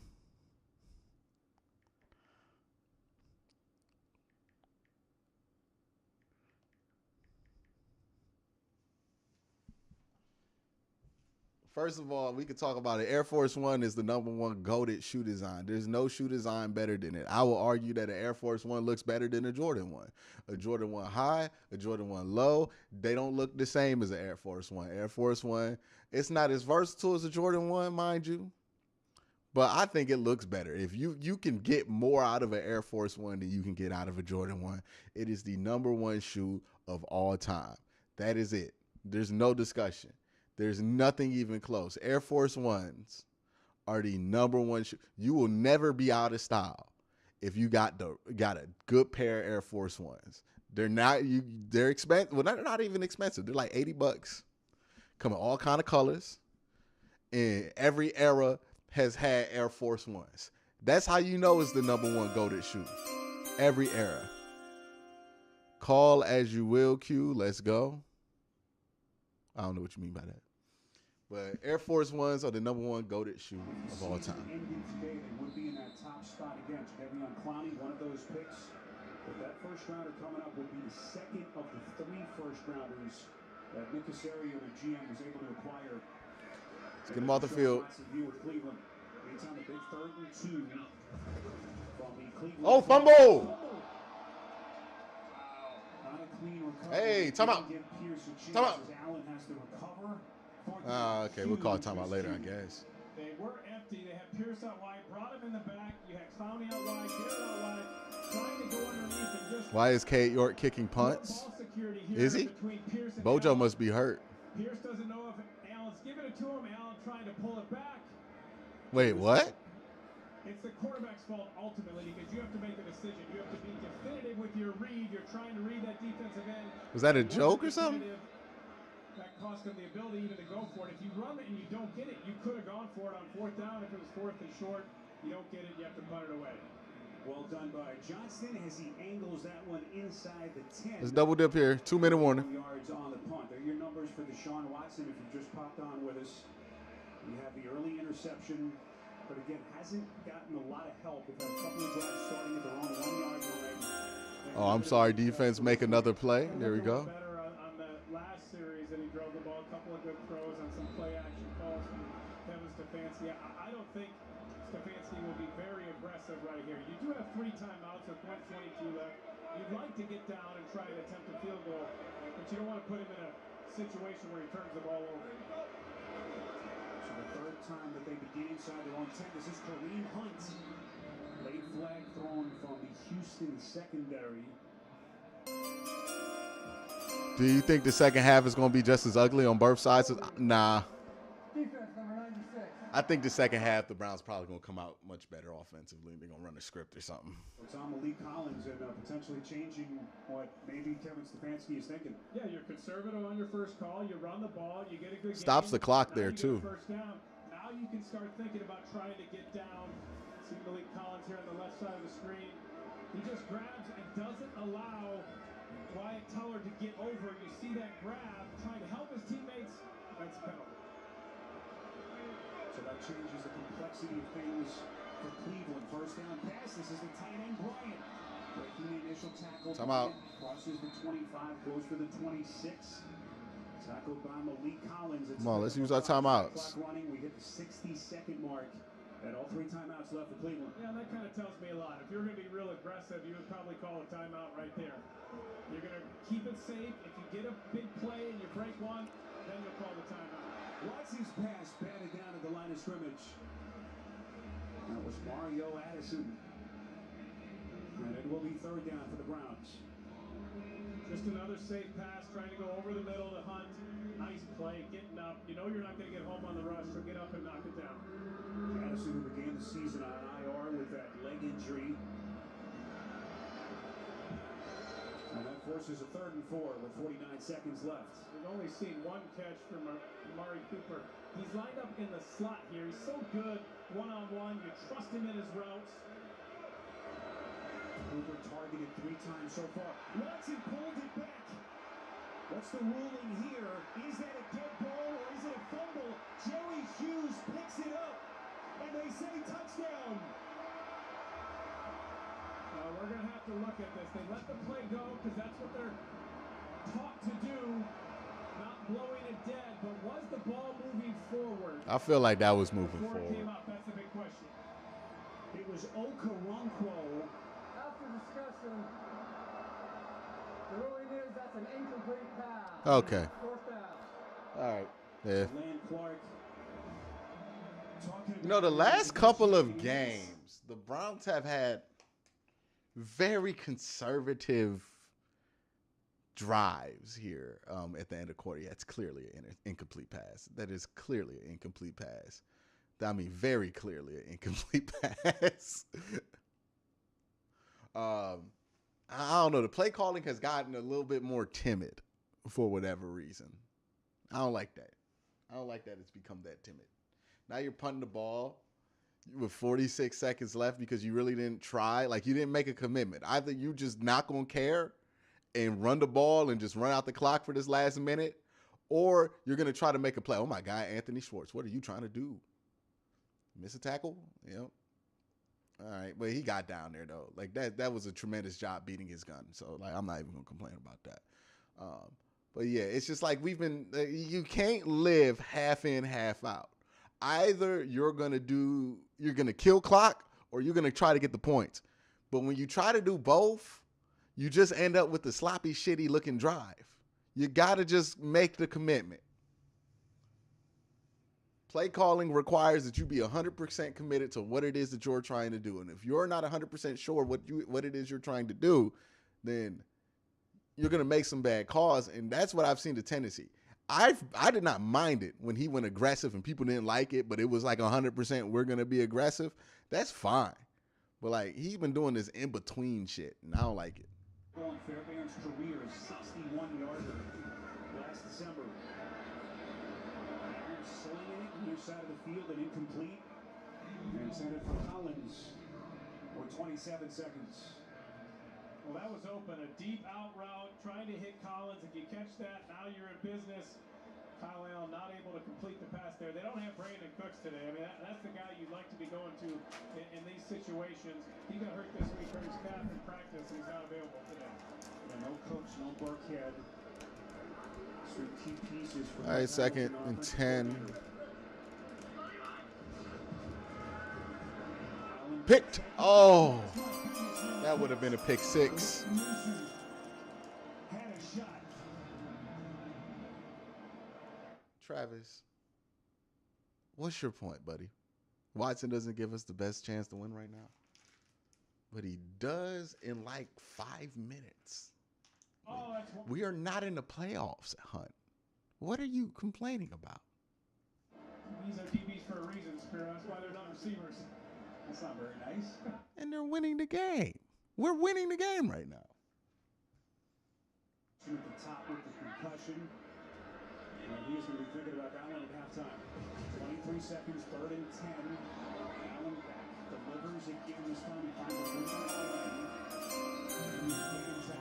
a Yeah, 100% aggressive. Stefanski needs to come back, or at least a more aggressive version of him. Stopped at 14 seconds. I get why. Why wouldn't you call a timeout here? And allow the return team, you just have. I get why he's doing this, because he is trying to ease Watson back in. He's not trying to be ultra, like, you got to ease him into these things. I get it, but I would be a different way about it. That's all I'm saying. Encore after the 76-yard punt return score just a couple of minutes ago. If I'm coaching this Houston Texans team right now, I'm going to my punter and I'm telling him to punt the ball out of bounds. You know, do not allow him to get this ball again. Everything that could go right for Houston as far as the Browns offense and their defense has gone right for them, and they're down by 2 points. Out of bounds is just fine by me. You'd be a tough coach. Maybe threaten to fine him. Keeps him bounds. They'd like me. I'd have their back. So 16 seconds to put a couple back on the clock. Yeah, don't mind winning ugly again. DW4 comfortable. Punter. Able to get it off cleanly. Peoples Jones signals fair catch. Back at the Browns' 20-yard line. 47 yards on the punt by Johnston, getting the hand time he was looking for.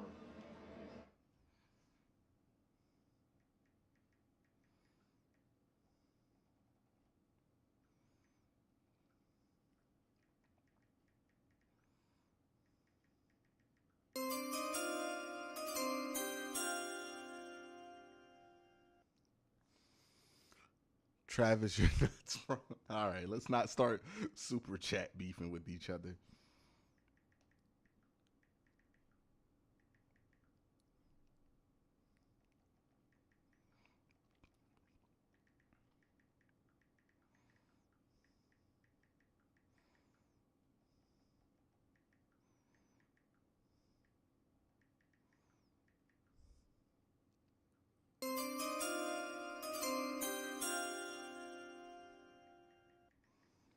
All right, that's why Newsome plays defense. Hey, we give too much shit to DBs about that kind of stuff, man. You know how hard it is to catch a ball when you're not expecting to catch it? That's pretty much every time a DB touches a ball, they're not expecting to touch it. I mean, interesting play right here. I mean, do you let Deshaun Watson try and throw it 70 yards? I was on the other sideline when Cordell Stewart did that to us one time in 1994, and I didn't think he could throw it to the end zone. You're right. Don't get confused. I'm not a Watson hater, and your TV is behind. It's halftime on my TV. Yeah, I know. I'm behind. It's on purpose. Breaks the huddle, surveys the defense with 3 seconds. A give to Hunt. We'll get up to the 37-yard line, and that will take us to halftime here in Houston. Deshaun Watson, highly anticipated Browns debut, and they're going to take a 2-point lead into the locker room. There's your halftime score. Our halftime coverage is next. He said, shout out Terrence West. Why, sir? It's be interesting to see how aggressive down 11. Yeah. I mean, the first half is pretty much what a lot of people expected. Offense started off slow. It looks like there's some adjusting to Watson. There's some Watson adjusting to the game. There's some of the wide receivers adjusting to him.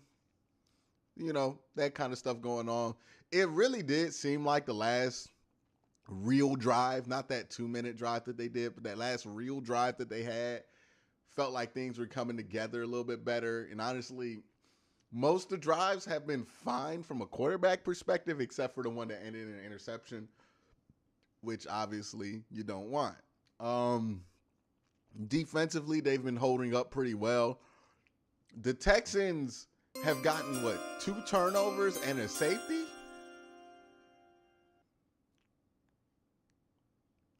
Will y'all get off at this Chubb's dick? Oh, my God. Chubb's been out there a ton. What are you talking about?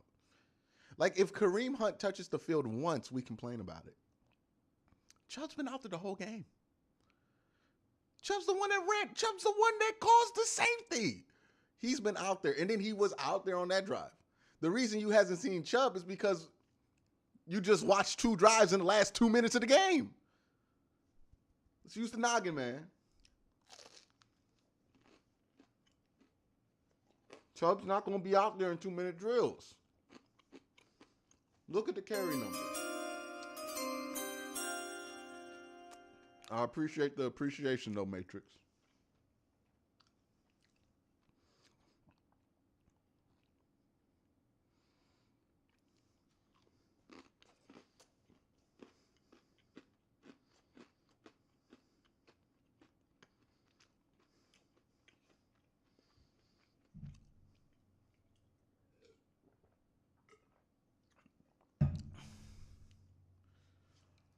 Yeah, that's basically what's been going on. I think the Texans, they stink, and they stink significantly more than us. And that's very clear because the Browns somehow have a 2-point lead. They should be down by like 20, but the Texans are terrible. They really are terrible. So, some good, some bad. Watson has looked at some points as advertised. At other points, you know, he looks like he's working off some things and getting used to some things. So we'll see what he looks like in the second half. Browns get the ball, too, to start off the second half. So that's important. Let this team get up, get comfortable. We'll see. I'll be right back. Probably all the way back to his 10. Stonehouse did his job there, 26 seconds, one timeout. Emperor of Man says not something said much, but Borchers has been a bright spot of special teams this year. Clear upgrade over to Scott Chamber. He's been up and down, but he's been fine. In any quarter. Yeah, I think it's a credit to this staff. I think as the game finds its early rhythms, early timing, you get an idea of what your opponent wants to do on both sides of the ball. You settle in, you adjust your game plan, maybe your opening script. You found out a few things that work as the game unfolds, and that's exactly what Philly does. Check down, Gainwell. First down up to the 40, 19 seconds left. And now the Eagles will call their final timeout. In pregame warm-ups today, Jake Elliott was good from 51 yards. You know he's got a bigger leg than that. He hit a 61-yard field goal 2 years ago to win a game against the Giants. But today, that's what he was in warm-ups anyway. If you're talking about that, you're talking about getting it down to the 33 to 27 more yards. You know, without a timeout, that's going to be challenging. So if you're Tennessee, you've got to make sure if this ball is completed, you want to keep it underneath, you want to tackle and rally. See offensive coordinator Shane Steichen going to get a lot of looks this hiring cycle in the offseason as potential head coaching candidate. See how deep they all are here. A lot of depth. Rally tackle, keep it in play. Four-man pressure. Hurts comes to the sideline to Scott. He gets out to the 45, 5-yard gain. Down to 14 seconds to go. You got to play with more width. You know they can't stop the clock if you tackle them in bounds. They have no choice but to come up and clock it. You got to get width and depth, make everything tackle inside the numbers. Nice job there by Philly, though. Yeah, Goat says Watson not looking bad in my opinion. We're going to turn it up in the second half. Soul Train says in the second half, what do you want to see from Watson? I just kind of just get him in rhythm, let him play. I don't want to see anything specific from him, more so than I saw in the first half. It's just, want to see him get a rhythm and get a touchdown drive, really. You know what I mean? Get comfortable, get a touchdown drive.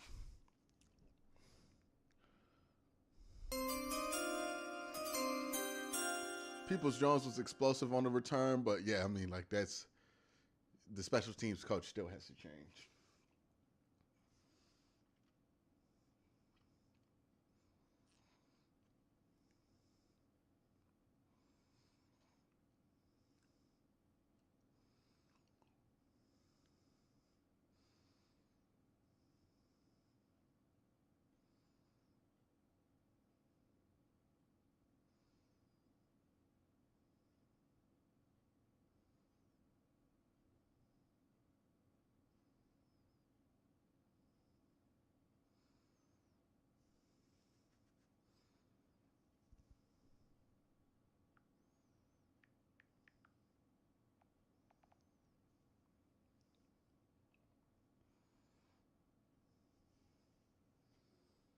Now everyone's out on the sidelines. This is how they should have been on the previous play. Just going to run it here. Boston Scott. And, well, that's not going to get it done. Gets to midfield. I don't think Elliott's got a 68-yarder in the bag, so this will be Hail Mary time, I presume. I like the play call, though. You see how deep they were? Everyone's expecting a pass along the boundary. Nice job there, just running into the short side of the field. Gives you a better chance of getting this ball out of bounds. Of course, they were hoping to get a first down. I don't think it really matters. They only have one play left anyway. They bring on Nick Westbrook-Aquino, wide receiver, to play defensive back now. Yeah. He's all the way back at the goal line. So, I don't know. I can't – there's not enough to really draw that much of a conclusion. Deshaun's looked good in spots. Clearly, the interception was the only time he got to the red zone. It didn't look good there, clearly, because he threw an interception. What happened there was he kind of went hot, thought that Petrie would go there. And look, that's something that when he's in the thick of it, right, when he's been playing for weeks on weeks, you can do that because your recollection of things is going to be fresh. But he probably went off of an old recollection and got caught. You know what I mean? So he threw that interception. I would say that's off of, hey, man, I just saw some new shit. It happens. It's not good. I'm not trying to excuse her hand wave like, oh, it's not good. You shouldn't have that in the red zone. But that's what it looks like it happened. And everything else, oh my goodness, that screen was beautiful. Go says Browns score 17 points, have final 24-8 Browns. That wouldn't be ridiculous. But yeah, the offense looks like they're able to move it. They're just not finishing some of these drives. I also think that some of this has been just a lack of aggressiveness from Kevin Stefanski. It really feels like he has the handcuffs on the offense right now, and not just like the regular Jacoby handcuffs. That's fine, but he got more handcuffs on it than like he had with Jacoby, and I don't like that. Great game to work through the rush. Yeah, they're just working through some stuff.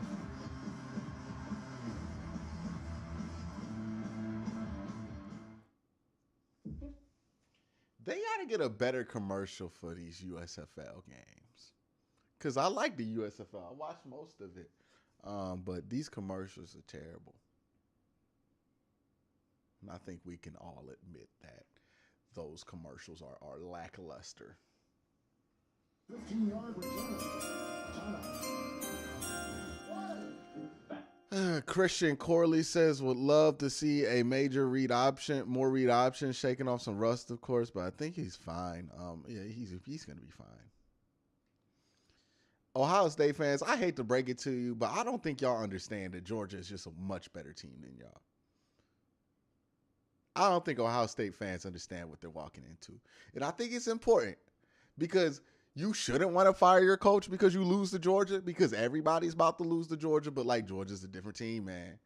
I don't cheer for Ohio State. I don't cheer for Georgia. I am a completely neutral person, but let me tell you something. Ohio State has not got it in the trenches, right? If you can point out where Ohio State's issues are, defensive line, offensive line.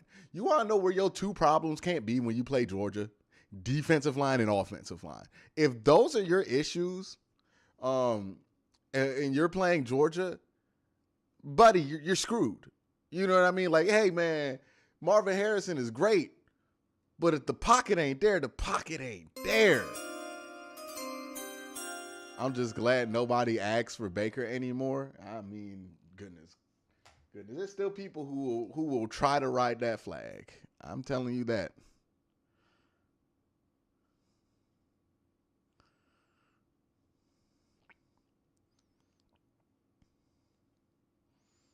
There are people more than willing to ride on that pole.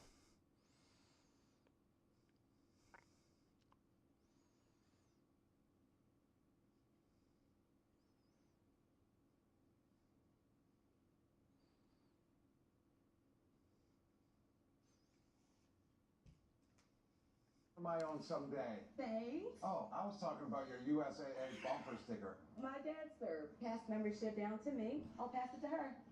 UGA can be beat, but not by you. Let me make that very clear. There are teams that can beat UGA. You are not one of them. You can't even beat Michigan, and Michigan is like the worst version of what UGA is. You struggled against them teams. Nah, man. I hate to break it to you. And look, if Ohio State wins, y'all come, oh yeah, Quincy, whatever. I don't care. Like, at the end of the day, one way or the other, I have no dog in this fight. I'm just saying, I would find it very hard to believe that Ohio State can beat Georgia. Houston winds down. There's your score. The Cleveland Browns with that late and we're back. 76-yard punt return score by Donovan Peoples-Jones, and that is where we sit, Spirit. Yeah, Georgia, like they got like all these dudes on Georgia, man, on that defensive line. It's gonna be a problem for Ohio State. Like maybe if they can get like a fluke up plus 10 on them, I don't know, man. It's gonna be hard. Like the only way you could beat Georgia if you make Stetson Bennett have to come back from a deficit. That's how you can beat Georgia. But getting them in a deficit is one of the toughest things in football to do. I want to see Deshaun Watson use his legs more. I hope Kevin Stefanski calls a couple more Yeah, Watson's really good pre-snap. because of a penalty. And with the good pre-snap guys, you're going to get great pre-snap plays like 80% of the time, but 20% you're going to get some pre-snap interceptions, right? Not Tom Brady. Peyton Manning was the greatest pre-snap quarterback of all time, and he gave you them pre-snap interceptions all the time, about 20%. Coming in the first quarter between the two teams. I think Georgia is Michigan with Bama's talent.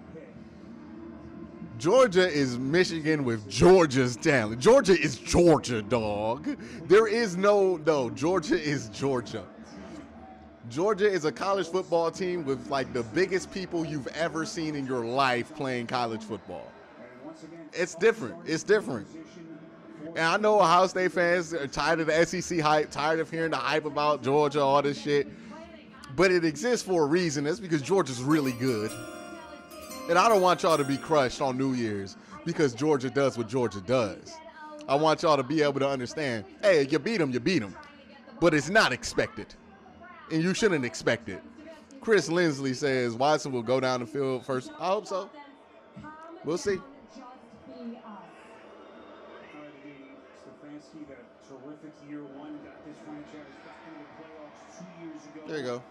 How does he navigate these next few weeks with the arrival of Deshaun Watson? Good drive starter by Chubb as they pick up 9. But 2 4-minute drives. Ugliness with those first half possessions, Jay. Well, you had one good drive, and then that ended the interception. The next 2 drives, you started at the 1-yard line, and then the one right before half. So I'm interested to see the adjustments that Kevin Stefanski makes with this quarterback. First time they've gotten to work together, talk together, go inside, talk about those plays. I want to see the adjustments he makes.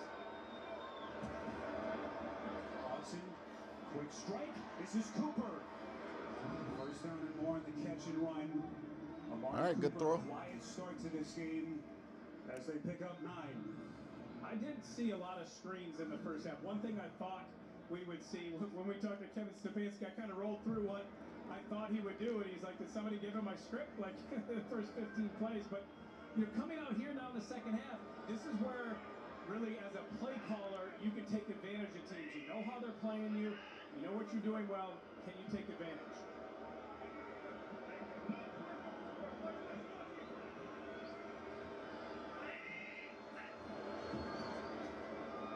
Play action for Watson. First down, that pass. Yeah, they're not used to him just getting rid of it on off-platform like that. What you thought about how their first 15 plays would look, he almost seemed startled. Well, you kind of look at a defense, and we did the Texans last week, so you know how they play. We did the Browns the first 2 weeks. You know where their strengths are, and you kind of know how coaches think. Head coach, That's Tavare Thomas. The play caller, how he wants to get a guy in rhythm. They had so many former Browns on our team, on that team. As much as he can over the 11-week suspension to prepare himself, but nothing prepares yourself for game action. Good start so far for this drive. Don't fumble, Schwartz. All right. Well played by Desmond King.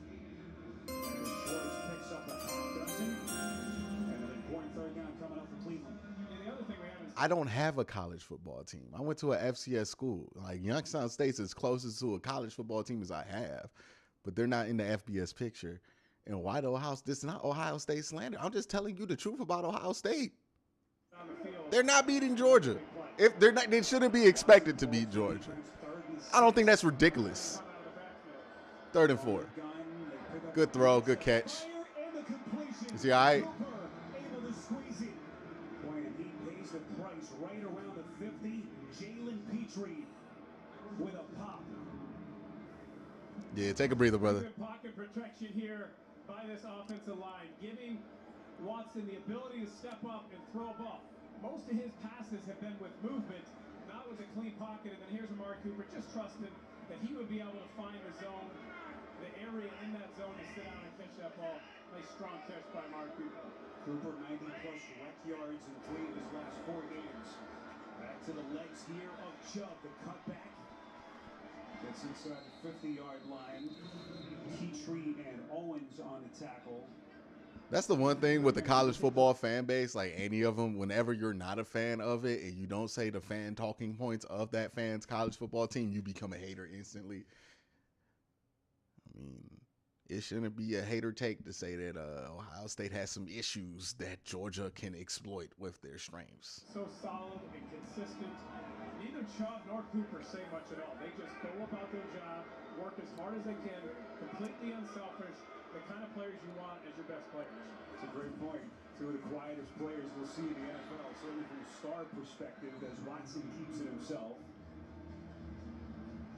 And that's going to set up another third down coming up. So a good, impressive, extended drive here for Cleveland to begin their third quarter.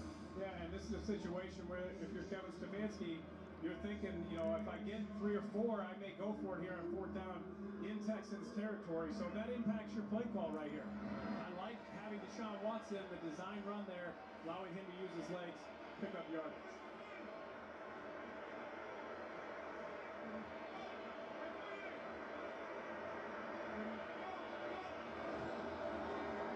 Watson on 3rd and 6, protected well again. Off target, looking for Cooper, and it will be 4th and 6.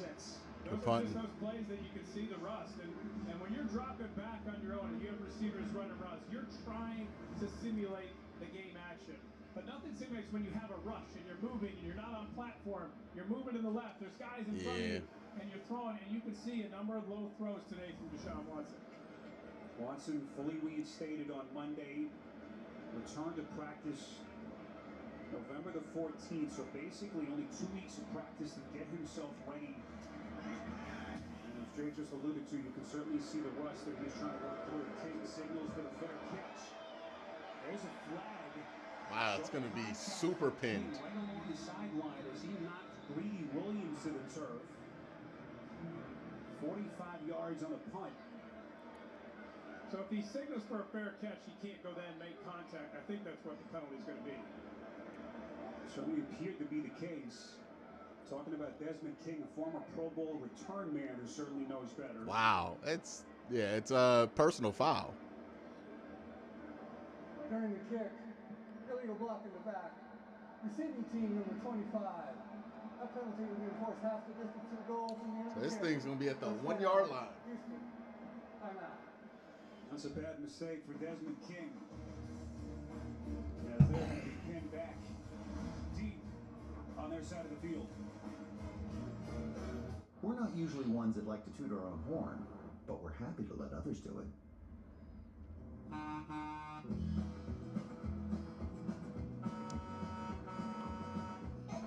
Maybe just a few more to drive the message home.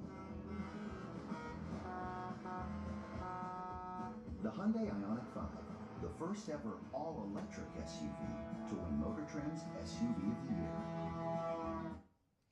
But yeah, slow offensive day. I saw him shaking his hand. Like, did he hurt his hand or something?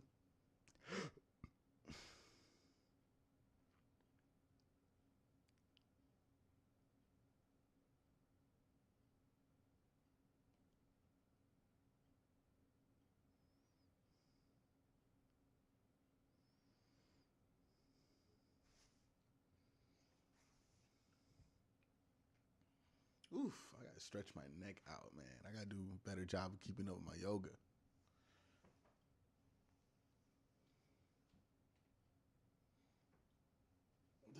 I am tight right now. Baltimore is down to Denver, 6-3, and Lamar Jackson is not in the game. Pittsburgh up 16-6 on Atlanta. Cincinnati's yet to play. Jets still down 6-20. The Giants up 20-13 on the Commanders. That's everything.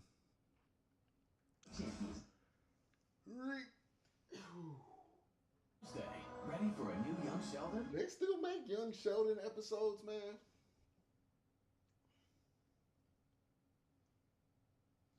Didn't know that was a thing still. Week 13 continues on Fox and CBS, then tonight on NBC. Tune in tomorrow for Monday Night Football on ESPN. Stream games live on your mobile phone with NFL Plus. This broadcast is copyrighted by NFL Productions for the private use of our audience. Any of the use of this broadcast or any pictures, descriptions, or accounts of the game without the consent of NFL Productions is prohibited.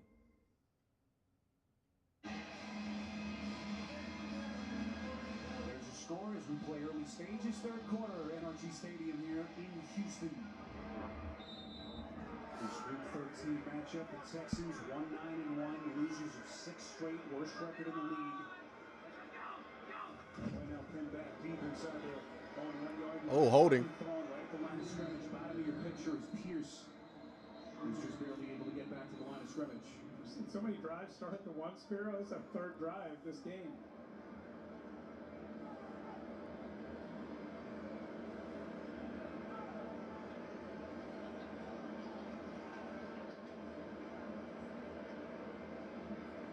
Our referee today is Land Clark. What's going on? He's been a busy man. Still trying to sort through some of the confusion. Here's the call. Illegal formation. Offense number 8. How do you back this up even further? That penalty is declined. Second down. Jay, it has not been a tightly run operation for the offense. Yeah, it's been sloppy on both sides of the ball. And, right here for the Texans, you're just trying to get room on this down. Trying to get out. If you have to punt, you don't want to punt back up where you don't have the full step for your punter. Oh! No way. No way. No way. No way. No way.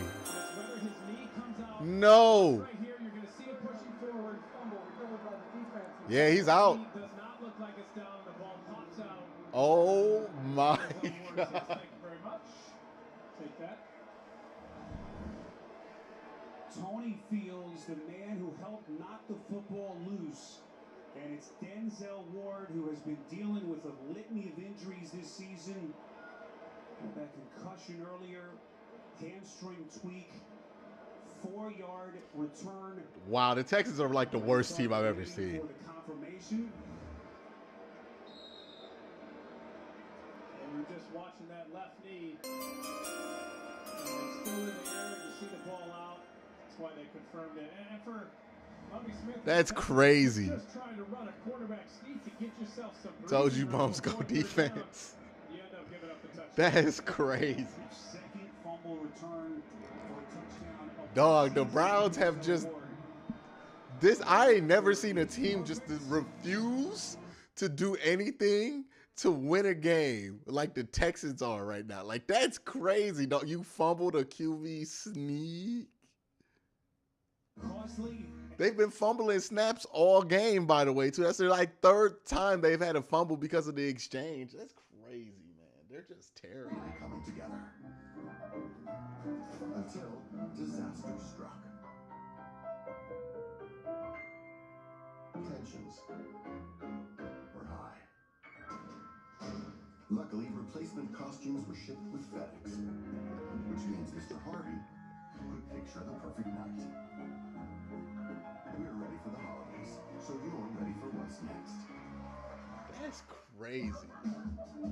That is absolutely absurdly crazy.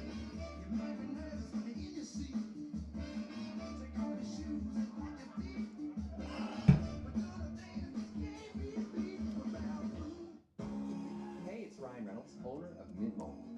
You're wondering why I look like a weasel. So glad you started our defense. The 1 week you should start the Browns defense in fantasy football. My goodness.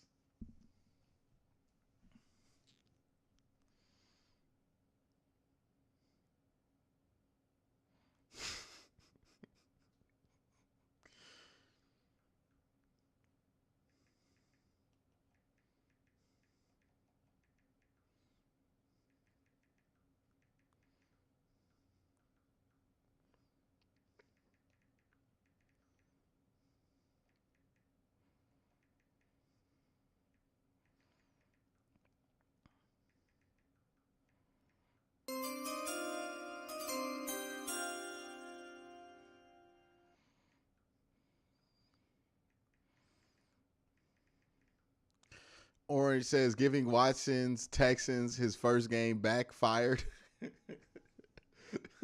Backfired.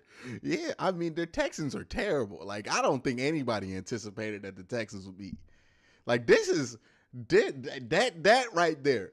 That gave me flashbacks of 0-16. That's if everybody who has ever forgotten that is watching this stream right now what 0-16 and 1-15 felt like, that's what it felt like. Except for you scored the touchdown. But that kind of that happened all the time.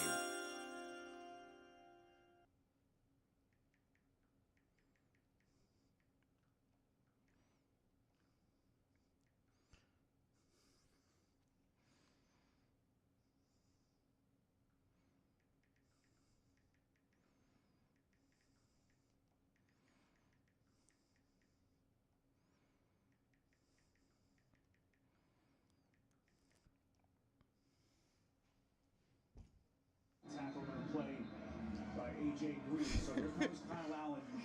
Jay, you alluded to it at the top. You know, last week, basically his first appearance in an NFL game in almost a year and a half.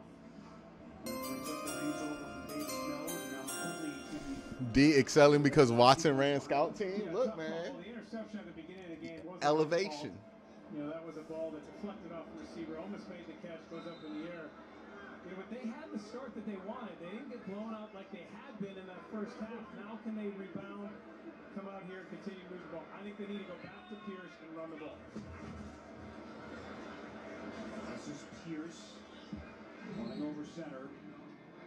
Well, Allen coming over, signing the one-year free agent deal in March, but he's been a guy who's had to overcome a lot in his career. Undrafted free agent, finished his collegiate career right here in this city at the University of Houston, but 2 lengthy stints as a starter, first in Carolina with Cam Newton going down with that leg injury. Actually won his first 4 starts. He was kind of the talk of the league at that point before the bottom fell out. From a debilitating leg injury that he sustained with Washington. Oh, Miles was off sides. Here in Houston, 2nd and 8, fires and completes. They're gonna decline the penalty anyways. I think Myles Garrett jumped the snap there. He's going to be offsides.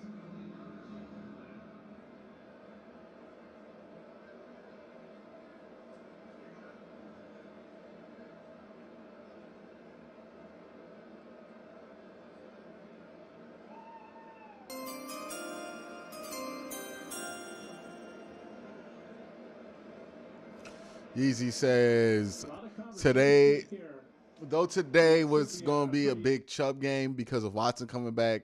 Thank you, special teams and defense this week. They actually got off the bus. Hey. Now the conversation continues on that Cleveland sideline. Flag was thrown in the backfield. Here's Lane Clark.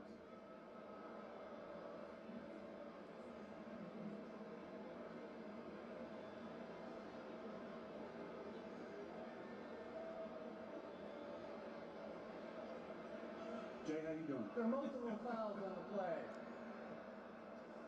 Offside, defense number 94. That penalty is declined. Illegal formation, offense number 12. That penalty is disregarded by rule. Personal foul, roughing the passer, defense number 99. My goodness, that was a mess. Reinforcement in the previous spot, an automatic first down. That would explain the lengthy delay. There was a lot going on. Taven Bryan is the man penalized. Huge call against Cleveland. Yeah, the ball is gone. He hits the quarterback late. That's an easy call there. There was a lot going on up front. End of the day, the Texans get a first down. A much-needed first down for them.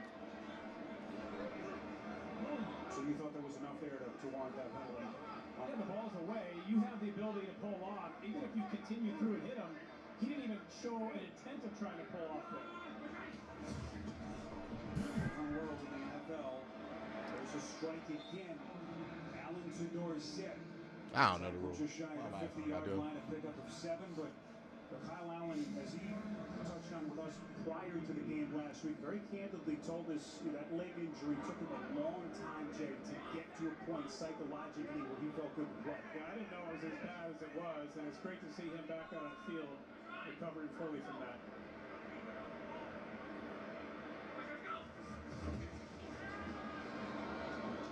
Allen's pass up the seam, he finds Jordan. Inside Cleveland territory, close to the 36. They pick up 14 and a Texans first down. Myles Garrett lined up to the offense's right on Howard again, and Titus Howard, other than the hold at the beginning of the game, has done a pretty good job against Myles Garrett when he's come over there. Troy Hairston, who took a shot in the first half, left the game momentarily with a rib injury, is now back. And lines up in the backfield for Houston. High formation set in front of the rookie Pierce. First and 10. Some more misdirection. And nothing. Cleveland was not fooled. Was there a flag? Maybe getting a little too cute with it. What's the flag? Thrown right in front of the Browns sideline. What is the flag? As we await the call now from Land Clark. It was Philip Dorsett and Chris Moore with a double pitch. Personal foul, unnecessary roughness. Defense number 69. A 15-yard penalty, an automatic first down. I need to see that. He hit Kyle Allen. He came across late. Chase Winovich did, and you're going to see Kyle Allen come into the screen late, and then you're going to see right there. He's a part of the play. The play, no reason to make contact, and that's two unforced errors on this drive by the Cleveland Browns defense. Taven Bryan and Winovich. I think he's arguing that he just got in my way as I was pursuing the ball, but you put your shoulder down, you hit the quarterback. Dog, he's a part of the play. Blowing up Buffalo. All right, bro. Weeks on IR earlier this season. Wasn't even active last week. That is so unfair. Coaching staff on the sideline. So 7:23 left and counting, third quarter. Texans with possession in a 9-point hole.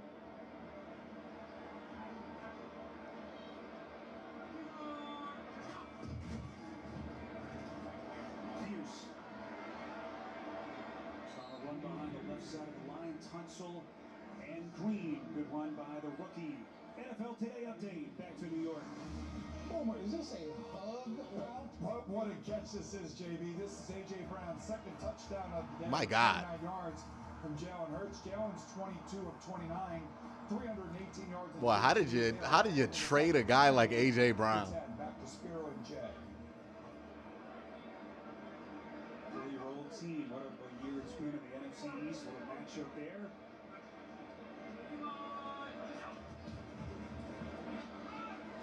A.J. Brown's old team, I meant to say, the team that Jay did very well from the other side. It's been fun year to watch in that NFC East. Third and 3. And a big statement being made there by Philadelphia's Pierce. Just a little bit closer to set up a third and short, Jay. And a big play coming up here for Kyle Allen in this offense. And you remember this Texans team in the first half got the ball all the way down to the 1-yard line. A nice drive. Went for it on fourth down. Didn't get the touchdown. Got no points. They got to be able to cash these drives in. We're going to run. Good stop. Good push by that Cleveland front. Deion Jones able to lead the charge for the Browns, and it will be fourth down. Yeah, really good play. Watch Deion Jones just come out and set the edge here and not allow this play to get outside. Had success at the beginning of the game, getting outside, getting Pierce outside. Great job, Deion. Up, sets the edge, forces it back. Clowney comes in, cleans it up. It's a nice stop by that Browns defense. So here's Fairbairn, who hit from 44 earlier. This one will be from 35 yards out. Try to get Perrion. Snap, good hold. And the Texans cut into the deficit. Did you see that? It's a 6-point game. Did y'all see that? Did y'all see Perrion just leap over the defensive line? Like clean?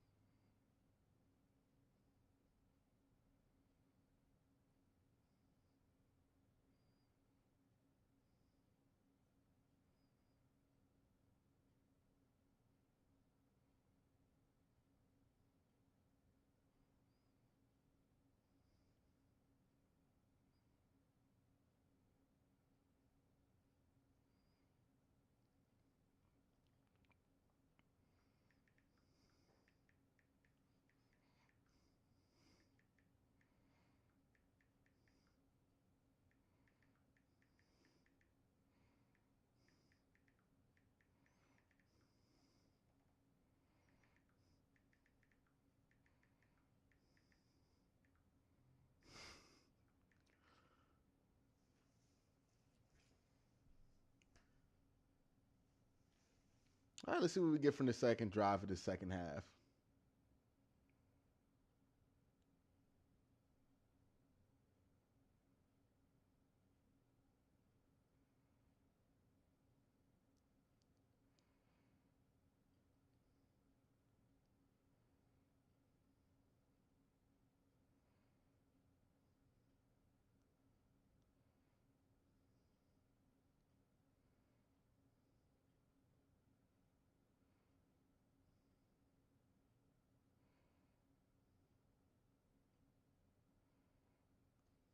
Now.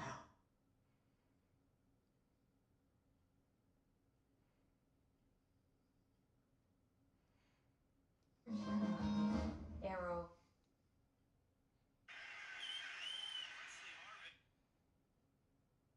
Yep. All right, let's get back to the game.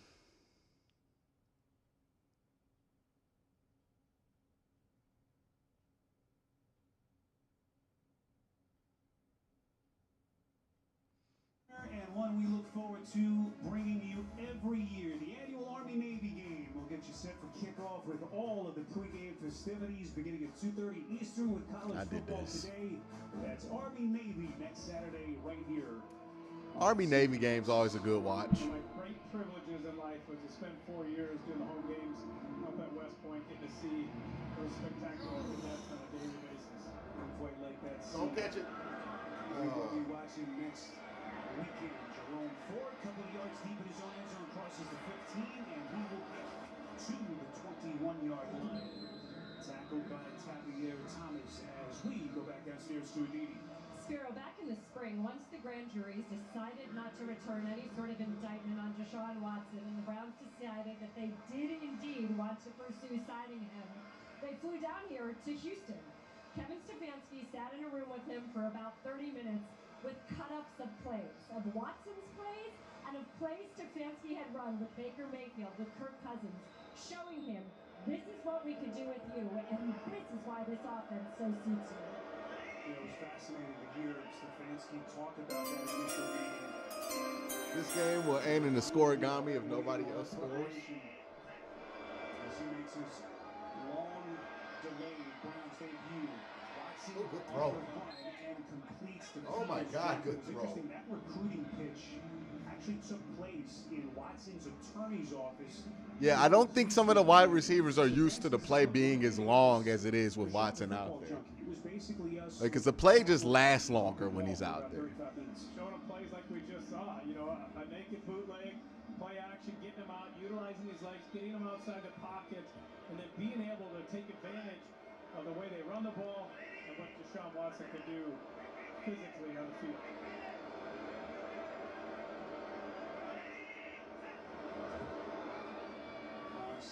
Good run. Uh-oh. Nick Chubb unleashed.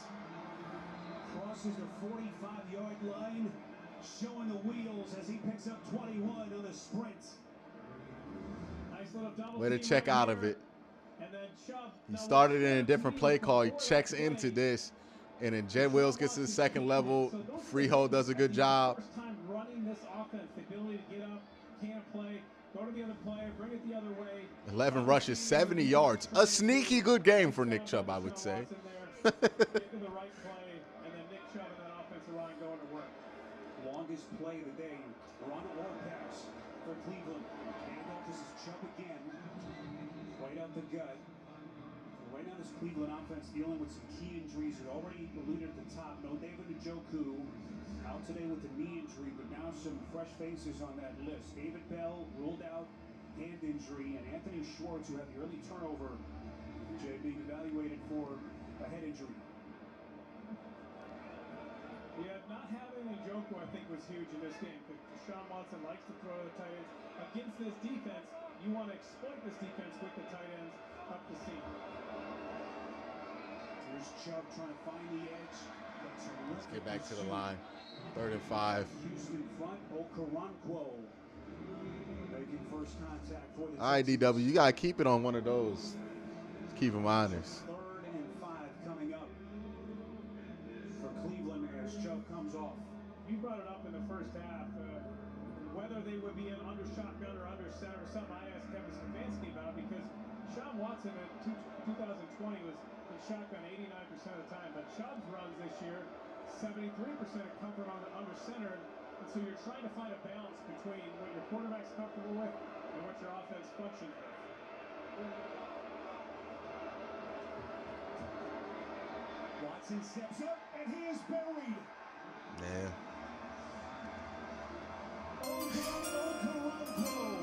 Got a punt now. And they're finally able to get to Watson. Yeah, he held the ball too long. That was really a coverage sack. Yeah. You had great coverage. Pre-snap DW is going to help out our run back so much, yeah. As you watch this develop, there's really nowhere to go for Deshaun Watson with the ball. You see Harrison Bryant come out. Maybe he could throw it in there if he's on time quickly. But there wasn't really anywhere to go. Amari Cooper wasn't open, and the pressure gets home against the big sack. This is Houston defense that is playing a third straight week without Derek Stingley, a highly touted rookie quarterback. King dances out across the 15-yard line, close to the 20. As he will get it back to Kyle Allen when we come back. 38 yards on the punt by Bojorquez. 6-point Cleveland lead. Did you know Google makes a phone? Do you know about its camera? Like the way it fixes blurry photos. Magically erases annoying distractions. And even fixes photos taken with your old phone. Now that you know all that, did you know switching has never been easier? Yeah. Start fixing with Pixel, the only phone engineered by Google. Gotta get the offense going. They gotta figure out what I don't know. Their third down and short play calling has been pretty much similar, and it's been good all year. What's going on with the execution side of it? What is Watson not seeing on that quick read there, right? Like, this is this kind of shit you just got to work out in game and with game snaps. And this is what this game was for. I mean, you're up 14-8. The Texans have seemed pretty bad so far, so you're not super worried. You're just kind of trying to make sure you don't fumble this game away. So there's a conservative play calling in effect. Not my favorite play calling, but whatever. Hold on 1 second, y'all.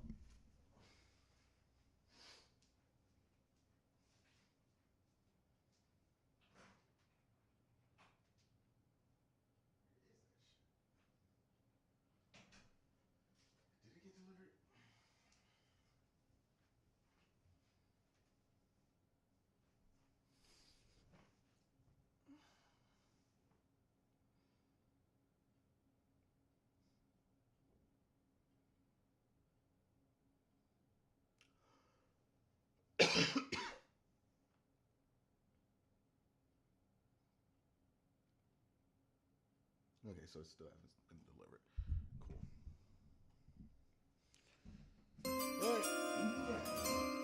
I get that Deshaun Watson is rusty, but man, we have to make something happen. We'll be fine. We'll be fine.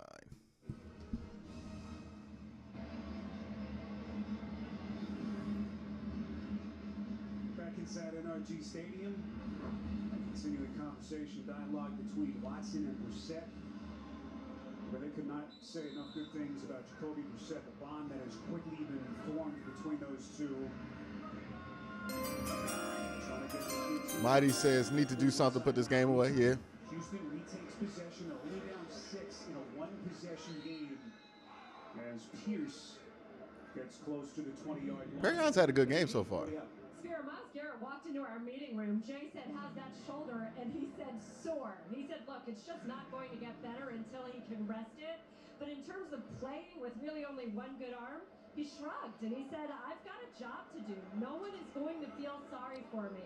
And Spiro, when his teammates see him playing that way, there's an impact.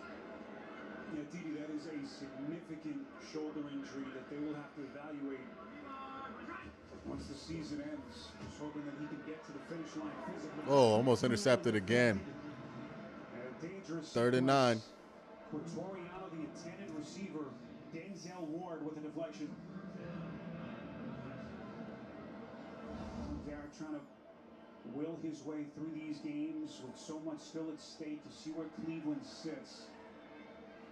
Cincinnati has to play Kansas City later today, and one thing that works in their favor, they do face all three of their divisional opponents left down the stretch of the season.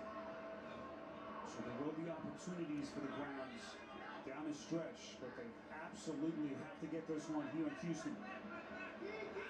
Eno Benjamin making false start. debut on the field. Allen slinging it too high and incomplete. Looking in the direction of Nico Collins. Oh, doesn't matter. And a highlight of Myles Garrett. He went inside. I've been waiting for them to move him and put him inside. He went inside on this big third down. You can see him right in the middle of the field here. They line him up inside, and then he just gets pressure. He's so fast off the ball, covers so much ground. Euro. Nice little quick move. Even though there's a double team fighting through, Forces the ball angle up, and that's a stop by Myles Garrett. Yeah. As a one-man wrecking crew right there. Doesn't matter how injured he is. Doesn't matter how he's feeling. Fighting through those double teams, continuing to be there for his teammates. Bad punt. The kind of physical sacrifice you need to see from your foundational pieces. There's Peoples-Jones. What he's putting together the long punt return touchdown earlier.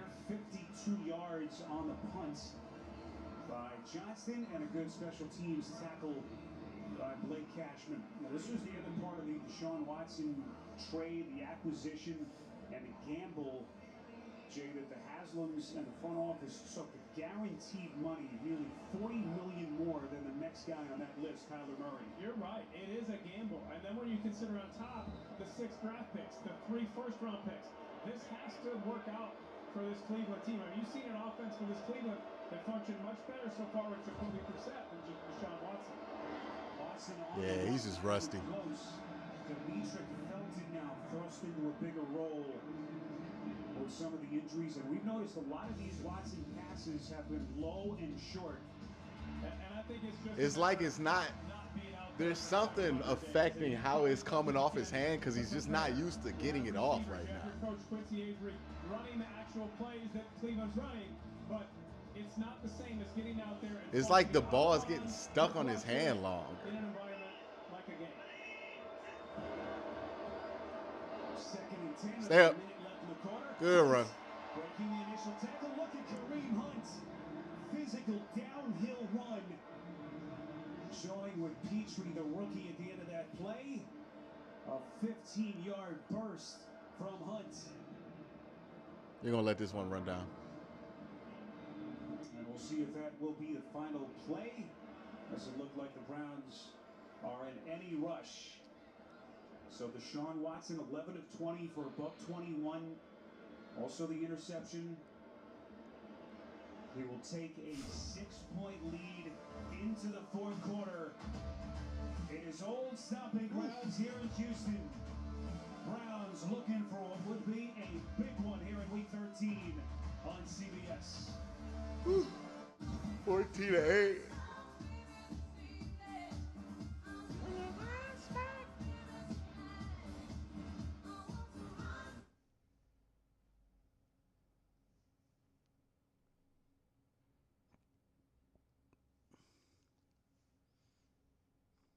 Big run there by Hunt for the end of the quarter.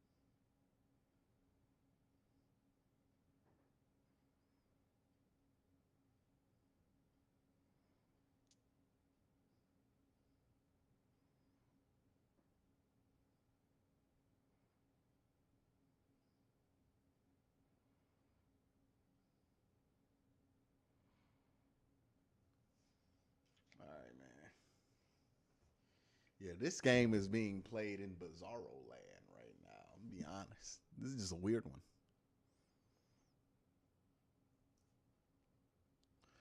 In touch. All right, man. They're doing too much. If you make a chair, a effing office chair that I gotta charge, like I gotta plug into a charger, you're doing too much. You're doing too much. Either the chair plugs into the wall or not. But like a charger, like you're doing too much. Like, oh shit, let me remember to charge my chair. There are certain things that I just think shouldn't have to be charged. Your shoes and a chair. If you have to charge your shoes or pair your shoes or your chair up with a freaking app, you have gone too far. And I love the smart stuff. There's stuff that makes sense for it, but once you are charging your shoes and charging your chair and pairing them up with the app, it's gone too far. If Deshaun scores a touchdown, I'm going to get sturdy. We'll see. That has been the difference. Deshaun Watson back in Houston. Set of circumstances that border on surreal. His first game back in his old hometown as Petrie makes the tackle. It'll be second down. I mean, this is the Browns offense. It's a top 10 offense in the NFL. Under Jacoby Brissett, they functioned really well. And they were able to be Denver W and Chiefs W would be great. Sure. Some through the air. And it's just been a different scenario today. You can see how the layoff is impacting Deshaun Watson and how this offense has struggled to adapt to him.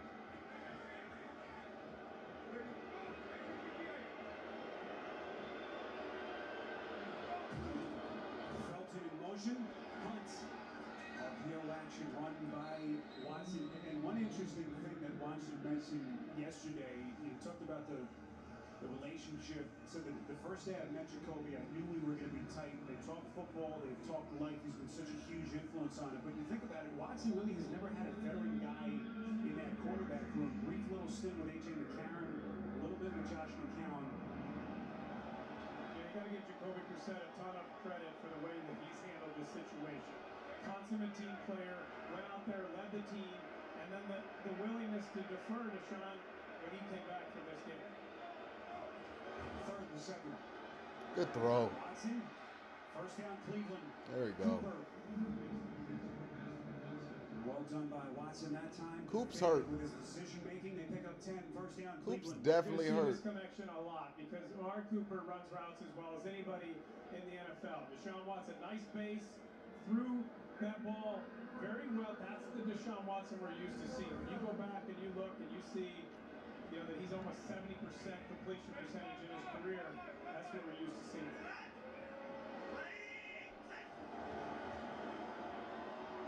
Here's Hunt. Good run. Just to the outside. Hunt.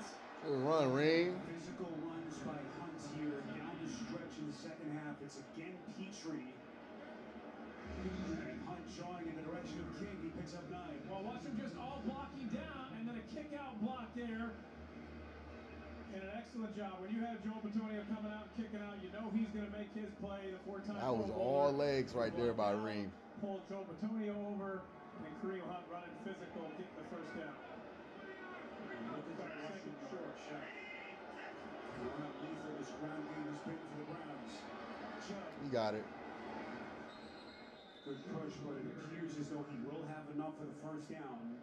So we talk about a demoralizing set of backs that a defense has to contend with. First Chubb, then it's Hunt.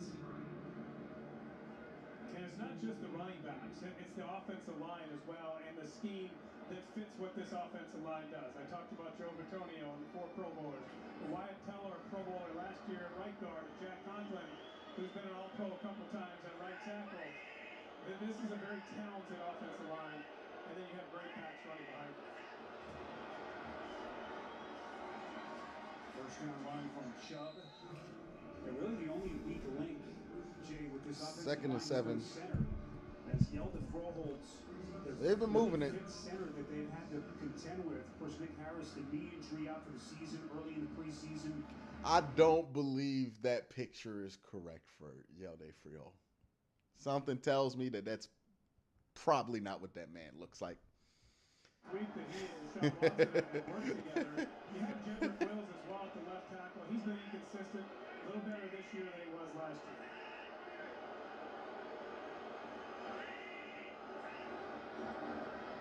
On 2nd and 7, here's Chubb. He's barely able to get back to the line of scrimmage. There is a marker thrown from the Texans secondary. Holding, defensive holding. Is that a free first down? Failure blocking back. Nah. Offense number 11. 10-yard penalty. Still second down. Donovan Peoples-Jones. Donovan, man. You scored the touchdown. That's the second time that we've seen. That's 2 times, man. Jones downfield, trying to block, trying to get it out, and then it's just behind the play. He gets his hands on the back just a little bit, but that deep official sees the hands there and sees a little bit of contact. That's a tough penalty for that offense. So 2nd and 17 and marking back all the way to the 36-yard line. And those penalties starting to become an issue now for the Browns. Watson will work in the shotgun, Chubb along setback, 2nd and long. Watson goes through his reads, tucks it away. Oh, good run. Watson, cutback maneuver, gets inside the 30, down to the 25. Jonathan Owens finally on the tackle. You saw the frustration with Watson. May have thought that he had one to break. Well, that's the added element that Deshaun Watson can bring, because this was not a called run. He looks around, it's not there, and then just good cut. And the ability to explode, break tackles. He's such a dynamic athlete. You're going to see more and more of that as this offense continues to get more comfortable throughout the season. All right, 36. Chubb vision recently has been poor. I wouldn't say poor. Where was? Who didn't run their route? Closest man to it was Cooper, and here comes Kate Yorche, who has had his struggles of late. Miscommunication Yeah, there. started off really good All at right. the beginning of his career. Chubb's. I wouldn't say his vision has been poor. It's just it's just the pros and cons of what you get with Nick Chubb, right? We all love the pros, but there are cons with him. Some of the cons are just the fact that, like, sometimes with him, he's going to want to string it out. He's going to take the long view on it. And a lot of the times you benefit, but sometimes every once in a while, he's going to get you behind the sticks because of it. That's fine, though. And the kicker makes a kick. And this one is perfect. All right, we're up 9. That feels like it should be about it for this game. Well, it's about process, not product. Don't worry about the end result. Focus on your fundamentals and trust yourself.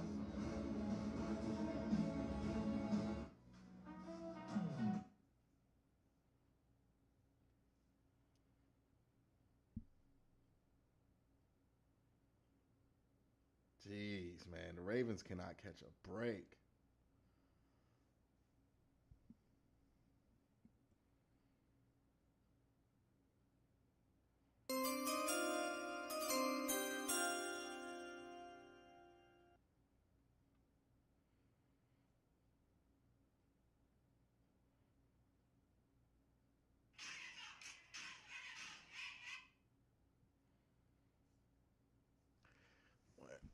Mighty says, good situational awareness by Watson to get us back in the field goal range with the run.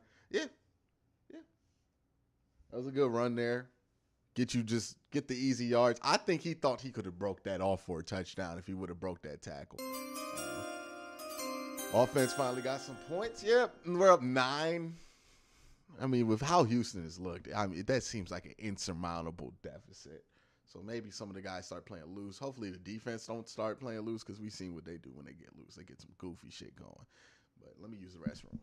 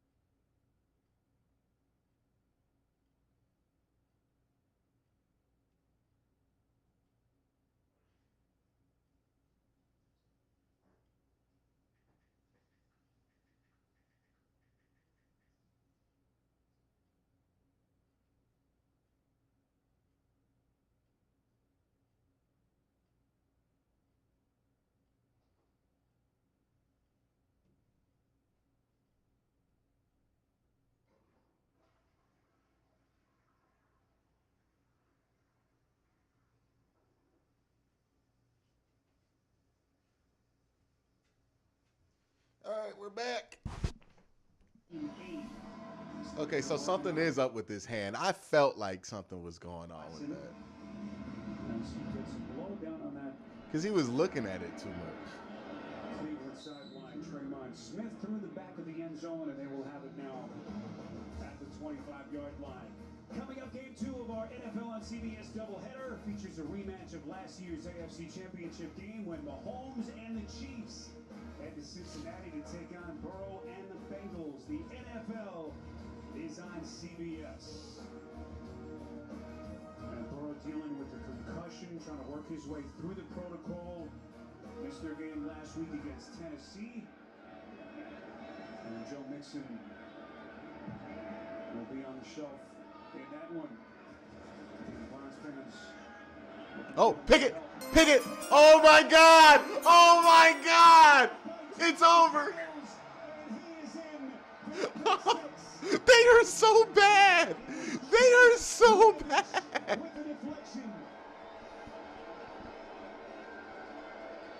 it goes from bad to worse for this Texans team. They're just trying to run a screen. You think back to when they ran the quarterback sneak and Allen fumbled the ball and ends up in a touchdown. You're trying to run a screen here, a conservative play call. You're going to see pressure inside. You see Derek come off the edge here. Kyle Allen double clutches, doesn't throw, can't throw it right away. And then he tries to throw it sidearm, gets deflected. Just brutal for this Texans team. Second defensive touchdown for the Cleveland Browns. Also the special team score, the run back return by Peoples-Jones. Giving Deshaun Watson all the support that he is needed in his return to the NFL. Point after by York is good. And the Texans are getting steamrolled here in Week 13. They haven't needed Watson to do much.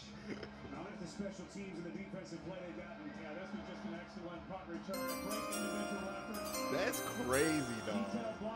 That's crazy. They're terrible. The Houston Texans gotta be one of the worst football teams, or at least one of the worst offenses I have ever seen. Like, how? What? They have gotten a fumble touchdown and a pick six in one game. When does that ever happen? Not all of Deshaun Watson in this game. They have not played really effective and efficient football on offense, but in the other two phases on defense and on special teams, they've certainly picked it up. What a crazy game this has been. So Fields forced fumble earlier, and a former 5th-round pick in his second NFL season with a pick six to push their lead 24-8. As that one sails through the end zone, and Kyle Allen will try to dust himself off. They will begin at the 25-yard line. Aditi? It's interesting. Pep Hamilton, when he took the job in Houston, thought it was Deshaun Watson that he was going to coach. He actually very honestly talked to us about a meeting that he had with Watson about getting over the hump. At the time, Watson was a top 5 quarterback. He said, you need to take the check down. Don't always go for the home run.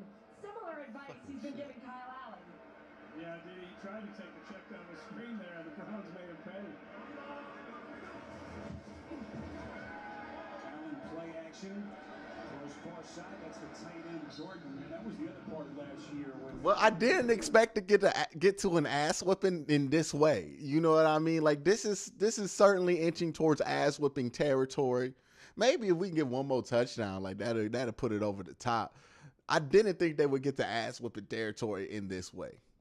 I got to be 21 points not from the offense is hilarious.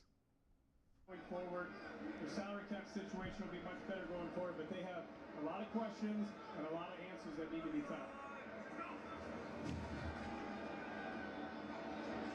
Allen's pass over the middle is caught. It's Chris Moore. That's going to be a Houston first down. Well, maybe the biggest decision, Jay, that they're going to have to figure out long-term solution at quarterback. There's Davis Mills, second straight week since he was benched by Lovie Smith. And I would just say with Davis Mills, he's a third-round pick. He only started 11 games at Stanford. So Browns defense has 31 points in fantasy. That's crazy. Look what Watson did to the defense. DeAndre Hopkins gets traded. J.J. Watt leaves. They trade Deshaun Watson. And they haven't Joe Woods. Nah, man. This is all Pep Hamilton. Dog, I thought he was about to do it again.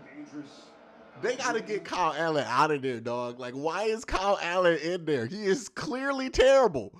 Observably terrible. You don't have to guess. You're watching this man play football, and you're like, yo, that man trash. Like, you don't got to know much about football to know that man trash, dog.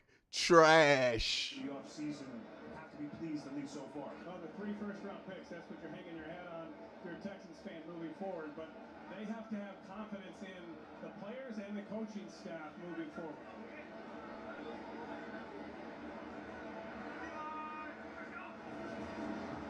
Here comes Garrett.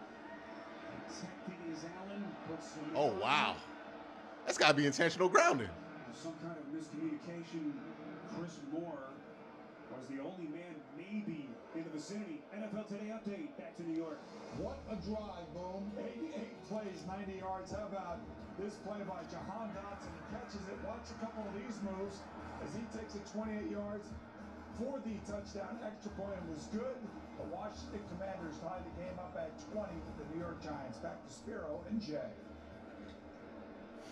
One of the craziest years that we have ever seen in the NFC East. How about Washington? How they turned their season around, really, with Taylor Heineke? The old days in that bruising division. Up tip ball. All right, this man is getting abused. Okay, like, this is just bad. He shouldn't be out there. My goodness. Before, and it's just been a struggle for this offense and for Kyle Allen. Second straight start for Allen. Oh man, you got dressed up for this? Why would you get dressed? Why would you get dressed up? You put the face paint on for this? You've been watching this all year. You say, I'm gonna get ready. I understand why they did not come to the game. Is this what they've been watching all year? Is this what they've been watching all year? Yo, I wouldn't show up either, dog. What is like, you really got your face paint on knowing you've been watching this all year and saying, yeah, brother, I'm getting ready. No! There's no getting ready. Go. 17 points in the second half so far. I called it. Big on you, brother. That's crazy that people, like, he got dressed up for this shit. He put his gear on. He suited up to watch this team play. Like, keep in mind, you already have season tickets, which is like, hey, bro, like, that's on you having season tickets for that. You know what I mean? But then you gonna be out here getting ready? Getting ready, dog. Like, you putting on your tape. Yeah, I'm getting ready for the game. And it's the Texans, this Texans team. Who would have thought? They let the Browns number 31 defense come in here and score 14 points. And our last ranked special teams come in and score 7. They getting beat by the worst parts of the Browns.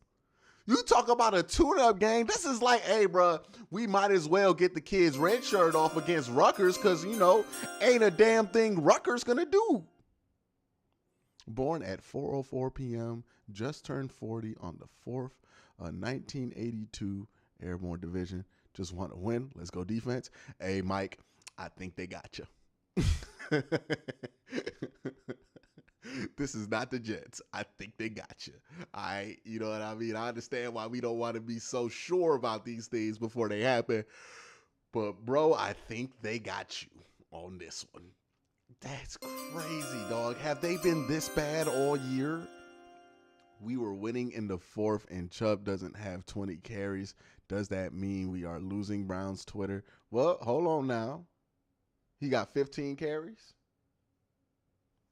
Uh-oh. Never mind. It's not over yet. He only has 15 carries. And we're probably seeing Kareem Hunt for the rest of the game. He's probably going to get over 20, right? Because the Browns are up 24-8. They're not going to throw the ball much. There's no reason to. AT&T. Watson clearly looks a little rusty. Bulldogs versus the Texans. Who you got? Geico. I see. Look. And see all the ways you could save.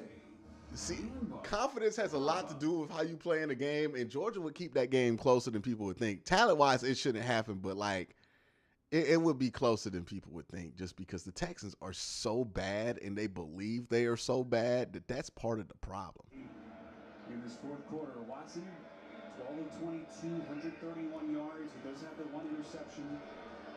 So 3 runs for 14 yards as they begin at their own 20. On the ground with Chubb. Look at this. Why did they bench Davis Mills for Allen? Well, they felt like Davis Mills was regressing. Talking to people who root for this team this week, there's a lot of people within the fan base with mixed emotions. You try to consider the weightiness of the allegations with Watson and conflicted. I mean, we were conflicted getting ready to prepare for this game because you want to show empathy for the women impacted and affected by this. You have to talk about football as well. And it's a difficult situation for Deshaun Watson. He needs to rebuild his reputation and go about playing football while trying to do that as well. Oh, he kept it. Watson off the fake.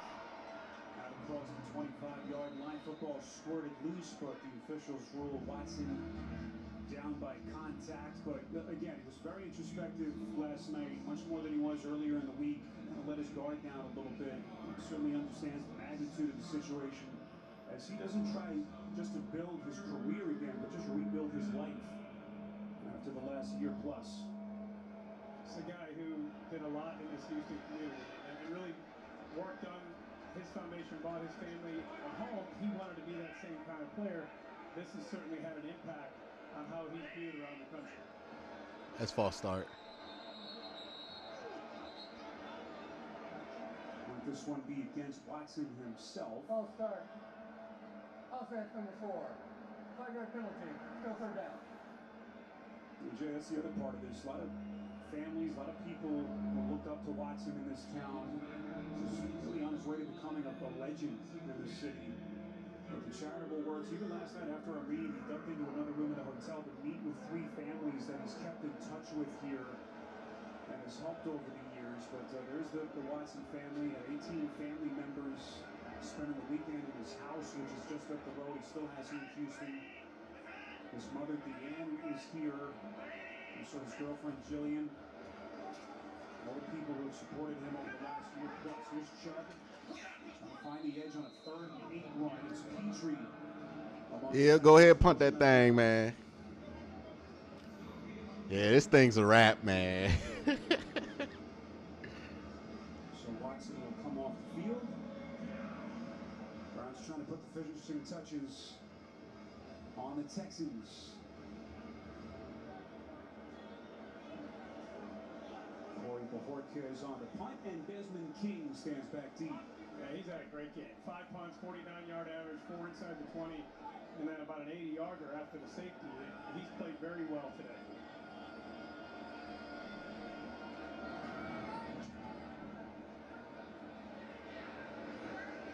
Another terrific kick by Bajorquez. King backpedaling. Oh my God! Oh my God! And it's guess who?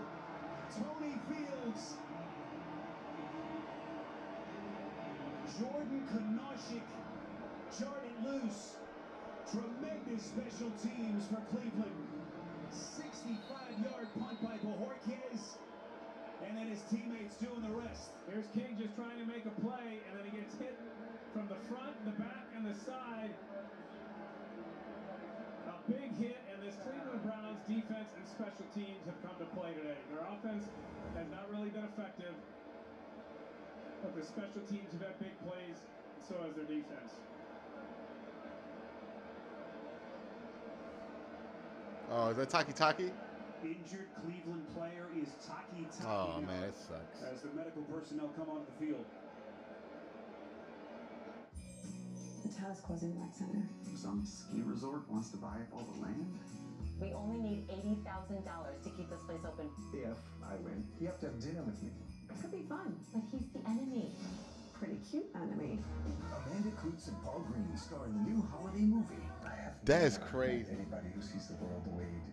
Dog, they just doing shit now. Like this is I can't. Dog. We thought we had some embarrassing L's. This is giving you perspective. Look, like this is the Browns have walked backwards into this. Like the Browns have walked backwards in this game, and then they just stumbled upon a ass whooping in their favor. I ain't never seen something like this. I've been watching terrible football for a very long time. I've never seen a team like the Browns have objectively not played well today. Like they have done some things defensively that are good, but like, yo, dog, come on, man. Like they ain't played well. You know they ain't played well. Hope they play better next week because they play the Bengals. But that being said, the Texans are just so hilariously awful. That's crazy, dog. So after another takeaway from Cleveland's defense, it's Deshaun Watson back on the field and again from the Houston 32-yard line. Who called timeout? Timeout, Houston? Okay. Who cares? He's been playing good. Why was he out there, Q? Talking about Taki? Because he plays special teams. That's why he was out there. You do know that there's no backup to special teams. Special teams is just who's left that's active. Like, if you're on special teams, you're on special teams. Ain't no, hey, we up 20. Let me sit the special team starters. Like, that's not how that works. You're just on special teams for the rest of the day. That you will never convince. He said, stay the course, trust in who you are, learn from this situation. And time is the only thing that will show who you actually are. Sorry, dude, good stuff. That was Chris Hubbard, by the way, a big lineman in motion. With, Jerome Ford's in the game now? I played with Mike Vick. Is Nick Chubb not going to get to 20? When he got out of jail and tried to get back on the field and convince teams that they could believe in him and take a chance on him. And, we had a good talk with Deshaun Watson. And, the only way that you can begin to rebuild yourself is to go out there and do it one day at a time, one decision at a time, not making the same mistakes that put you in that same situation. And he talked to us about that as well. And, you really, forgiveness starts with contrition and showing respect. And he can't do that right now. He can't communicate because of legal aspects of it. And Jay, it's hard to make comparisons. Mike Vick served jail time. Deshaun Watson, part of the ambiguity and the tough nature to break it down. No criminal charges filed. And so all part of the backdrop as that young man. All right, 2nd and 10. Tries to rebuild his NFL career.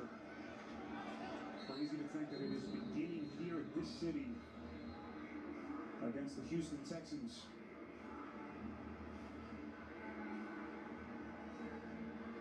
Looks like we'll get another timeout. They're kicking the field goal. So at 27? The NFL Today update delivered by Little Caesars. Time permitting, you can join JP, Phil, Nate Boomer, and Coach Cower. Get you caught up around the NFL, all the latest scores and highlights.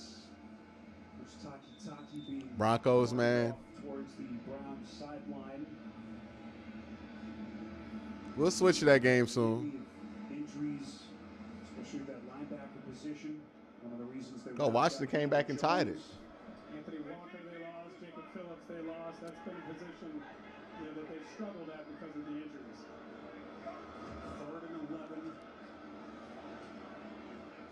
Can't have a hold there. That's Ford. Avalanche of defenders coming his way. Offside. No. Defense number 50. 5-yard penalty. 3rd down. Hey, okay, cool. That's Michael Dwumfor, the man penalized. Jay, difficult year, to say the least, for Lovie Smith, taking the reins over from David Culley.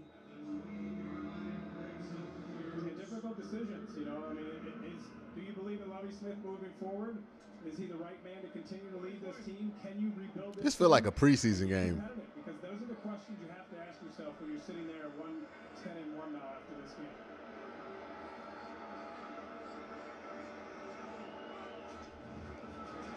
Watson from the gun. This is Ford. So it looks like the shot Kick the field goal. for the day. Ford a little bit short. Looks like Kevin Stefanski will send out his field goal unit with the rookie Kane York. These are good opportunities for him to continue. Yo, this is rough, man.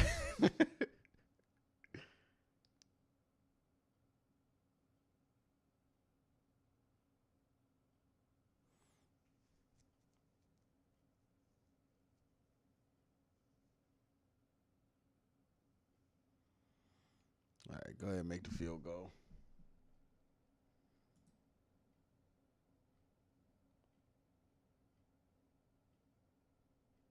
Did Denver blow that game? I feel like Denver blew the game. That seems like something they would do. Did Denver end up blowing that game? Hey, man, 27-8. And the Browns with a 27-8 advantage.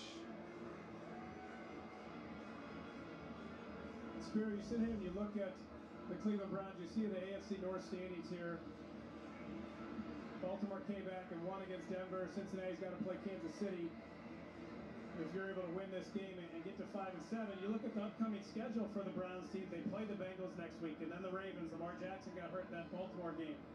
And then the last 3 games against the Saints, the Commanders, and the Steelers. So you can put yourself right back in the hunt if you can go and beat the Bengals and beat the Ravens next week. Get yourself on a little roll here. I mean, I think back to the Jets game that we did, the collapse there and the loss, how tough that was. And then the Chargers loss where they had a field goal at the end of the game, weren't able to make it. I mean, there's a couple losses there that definitely could have been wins and your record would have been flipped around. Again, but those 3 divisional games down the stretch that give them at least hope that they have one push left in them. All right, Houston, do the right thing and just run this thing out, baby. Come on, end it. In front of them. Yeah, Baltimore won. Next week, Baltimore. Tough games on that schedule. Just saw Washington, what they're doing earlier today against the Giants. I think Kevin Stefanski and Deshaun Watson will understand each other a lot better after a game and a week of preparation. They'll be able to go in, have a better game plan, take advantage of Deshaun Watson, his skill set more. He'll be more comfortable back there throwing. This offense will have to play better if they want to have an opportunity to beat the likes of the Bengals and the Ravens, because the defense and special teams carried the day today. You had 4 turnovers, you had a punt return for a touchdown, and that's why you won the game.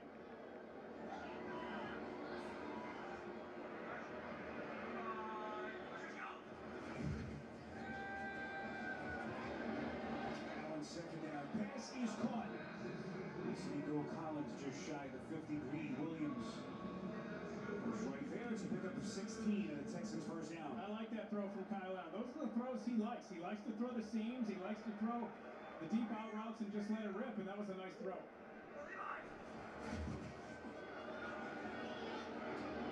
Good pass protection in front of him. He locates Pierce. Here's the initial broken tackle. All right, man, just let this clock run out, y'all. Do the right thing. Texans then hurry up, quickly get the ball, get it placed, and try to get down there, knowing they need 3 scores to try and get back and win this game.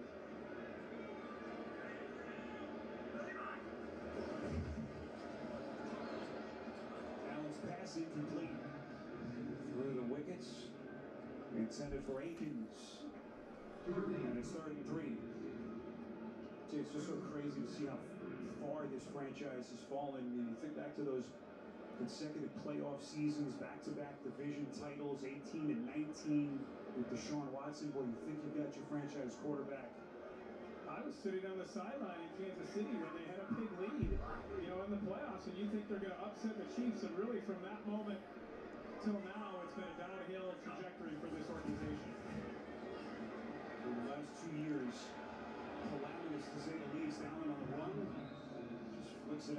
Browns. Taven Bryan applying the heavy pressure for Cleveland. Those division banners up high here in the rafters at NRG Stadium seem like a distant memory at this point. Yeah, they certainly do.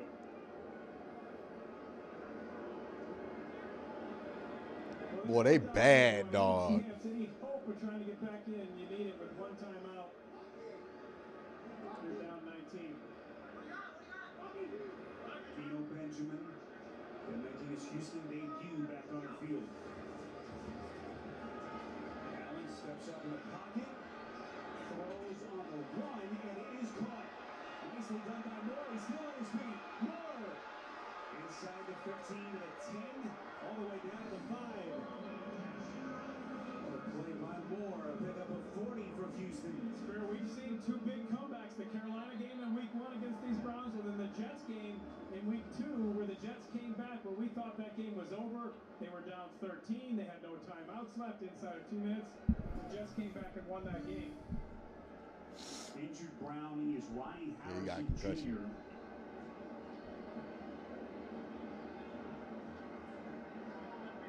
So he will be examined now in that Cleveland medical tent. A good job by Kyle Allen, just buying time. Keeping his eyes downfield, nice throw. And then Man, can the defense and special teams play Houston every week? I mean, don't let him get another 20 yards.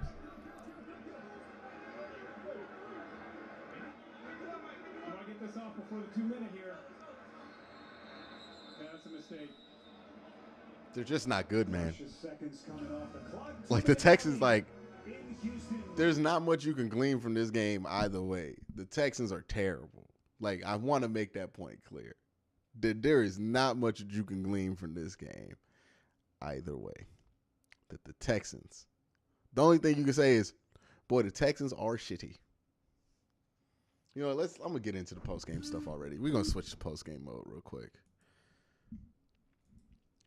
I'm going to be recording for YouTube, so if your super chat pops up, wait till I'm done recording and I will get to it. Okay, so this Browns game versus the Texans, for all intents and purposes, is basically over. And I just wanted to get my thoughts on it. Now, the first thing people are going to want to talk about is the return of Deshaun Watson. How did Deshaun Watson look? And on first notice, he looked rusty. He had an issue throwing low, and it seemed like for whatever reason, the laces were tripping him up on his hand. It seemed like he was not comfortable with the QB wrist thing. Like, it just seemed like he was uncomfortable playing football because he hasn't done it in a long time, and he was just trying to get used to being out there. The good news is that it didn't matter. It absolutely did not matter because, hey, the one game where you needed support from offense and special teams, with defense and special teams, you got it because, yes, Deshaun Watson and this offense only got 6 points. But the defense and special teams were good for 21. Donovan Peoples-Jones got a kickoff return for a touchdown. And then I believe there were three, my bad. There's so many, it's hard to remember. There was not a pick six, a fumble six by Denzel Ward on a fumbled QB sneak. Yes, you heard that correctly. A fumbled QB sneak. Yeah, I know, right? A fumbled QB sneak. The Browns scored off of that, and then on a punt return or something, somebody just tipped the ball up in the air, and Tony Fields caught it and then ran it in. Or no, there was a pick six. My bad. Pick six, fumble six, and then Tony Fields got another fumble recovery on a punt return, and then Donovan Peoples-Jones scored on a punt return. The Texans are terrible. There's not much to glean from this either way, right? If you're looking for an abundance of good, hey, you can wave most of this off as Watson's rusty. He's getting all this stuff. People weren't used to playing with him. All those excuses are going to probably be pretty valid for his first game back in 700 days. We wondered how much the rust would factor in. Some of us, myself included, thought the rust wouldn't be that big of a deal, but other people felt like it was going to be a massive deal. We'll see. But the first game back looked like his first game back. We'll see how he looks next week in Cincinnati. Much different test. Anything good that we've seen from the defense, I don't want to act like the defense did nothing. because they did take advantage of the opportunities that were in front of them. But I do want to point out that the Texans are just terrible. Like, and they are so terrible that it's hard to judge whether this is just the defense turning the corner or the Texans being straight awful. I think it's more or less the Texans are just straight awful, right? That's where my instincts lie. Now, with how Watson played, right, what are the numbers? 12 of 22, 121 yards and an interception. There's going to be a lot of overreaction. There's going to be a lot of people saying things that are probably not going to age the best, right? And I think it's important to remember the range of irrational opinions we hear about the quarterback position during the course of a football season. When it was, and by the way, the score is going to be different because I recorded this like late in the fourth quarter, like last 2 minutes, so it's 27-14 now. But remember when Jacoby Brissett had a slow first game against Carolina where he didn't play well, and everybody was talking about the Browns need to start Josh Dobbs? Remember that? Remember when Jacoby Brissett had a bad game in the middle of the year, and then everybody was talking about start Josh Dobbs? And then now we're going to act like Jacoby Brissett never played a bad game, right? Like, that's what we're going to do. And then now if Deshaun doesn't have a great game every time, we're going to talk about start Jacoby Brissett, right? Y'all need to give this shit time, right? Like, I think that's important. This stuff needs time. The good news is that you got abundance of it because you were able to work out a game's worth. And I don't think people understand the value in this, but you were able to work out a game's worth of kinks, like what happens, you know, for a lot of things. And if you're going to ask, hey, what are the kinks exactly that they need to work out? Let me give you an example of some of them.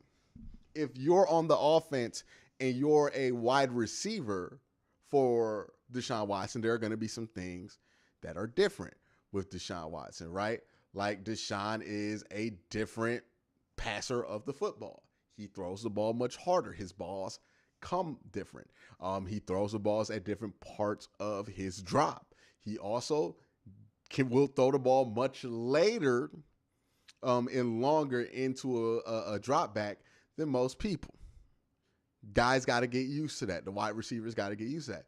Deshaun's got to get used to how this offensive line blocks, what those pockets are routinely going to look like, when he can go, when he can't, when he can throw, when he can't, what's a passing lane, what's not. You know, just kind of relearn some of these things, and he'll do that. He's had a track record of being able to do that. And that will be in fact for him.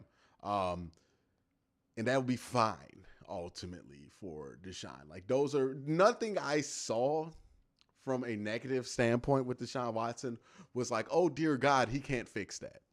It was just like, okay, yeah, this looks like he hasn't played football in a while and that he needed a game to get back. And this is the perfect game that he needed where he didn't really have to do anything in order to win it, as the Browns are going to win this game 27-14. So that's fine. You're fine with how this game ended up, the score of it. Like, nothing here said red flag, abort, right? It wasn't like with Russ with Russell Wilson when he got out there and he looked fine. It was just inaccurate, right? This was like, okay, the type of inaccuracy he was like, oh, okay, he's either spiking it or throwing it perfectly. Like, he's just not comfortable right now playing football. That's fine. He will get comfortable eventually. And I think he'll probably get comfortable, I would hope, by next week. They're going to need him to be comfortable next week because the Bengals ain't going to just hand you the game. But that's the thing with Watson. I wouldn't be too concerned. You're going to hear a lot of hot takes about it. I would ignore them. Time will be the ultimate test with him, right?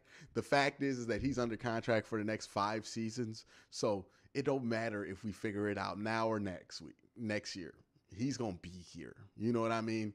But the first Watson game does start off with a win. It does seem like the defense came more prepared to play because he's in the game. Like, some of these things do have an effect, right? And the Browns did a better job of just closing this game straight up. He did have some critical runs, like on that last field goal drive. He had a good run that got him back in the field goal range that ended this game early. Well, that pretty much ended the game for them, right? To get that 27th point. So there are some things that people are going to complain about, and whatever. The same people who never wanted him here are going to be the people who are probably going to overreact, and that just is kind of what that is. I wouldn't take too much note because their reasons aren't really football related. It's more about how they feel about him everywhere else, which is fine. But if we're looking for football reasons to be concerned, I wouldn't take those people's word that seriously. But yeah, everything else, like, I didn't see anything that was a massive red flag with him. I didn't see a loss of athleticism or a loss of balance or something like, or vision or something like that. It didn't look like that to me. It just looked like a rusty quarterback. Which is fine. Wonder how long it's going to take for him to get back normal. Maybe it takes him being in like a legit close game for him to focus in and just get back into that zone. We'll see. When it hits, it hits. For Chubb was fine. Only 17 carries. The Browns won the game without Chubb getting to 20 carries. Donovan Peoples-Jones was pretty good as a punt returner. He had a decent day as a receiver, but I felt like he also had a lot of penalties. But he was the leading receiver. Amari Cooper was fine in this game. Offensively, they weren't great. This wasn't a great offensive performance. Now, it is the note, as bad as the Texans are, they actually are top 10 in red zone defense. So some of the Browns' issues in the red zone did make sense. But again, you're bringing in Watson to be better in that area, and you just weren't. So you want to see that improve eventually as he gets more acclimated to playing. And then defensively, like, you played a really good game defensively. The numbers are going to be gaudy on the defensive side. It's just hard for me to take any of the, it's just hard for me to take any of the positive I saw too much to heart, because I was just, what I really took away from this game wasn't, hey, the Browns defense made some strides or the Browns offense, watch out. I couldn't really take away anything from the Browns because I was just flabbergasted, shocked at how bad the Texans are. Like, I watched 0-16 football. I watched the 1-15 team, and they were better football teams than what Lovie Smith has down there in Houston. And maybe it's just they're this bad with Kyle Allen, and maybe they're better with Davis Mills, but they are terrible. Like, terrible, awful, trash. Like, it's hard. It's like when Ohio State plays UAB, and Ohio State can look amazing after UAB, but it's UAB at the end of the day. Like, how much am I going to take away positive about Ohio State's victory over University of Alabama Birmingham? That's what I felt like. I felt like they played University of Alabama Birmingham Texans. They're not good at all. And when I say that, I think I'm underselling it. They are terrible. And they played a terrible game. Look, the Browns gave up 3 possessions in the first quarter of this game, and the Texans somehow ended the first half down by 2 points. They got 3 turnovers and only got 5 points out of it. And they only got 5 points because one of the turnovers was a safety. How are they that bad? Like, the Texans are unspeakably bad. But that's really my takeaway from this game. Let me know what y'all think in the comment section down below. Make sure you subscribe. All right, let me get to these super chats now that I did the YouTube record.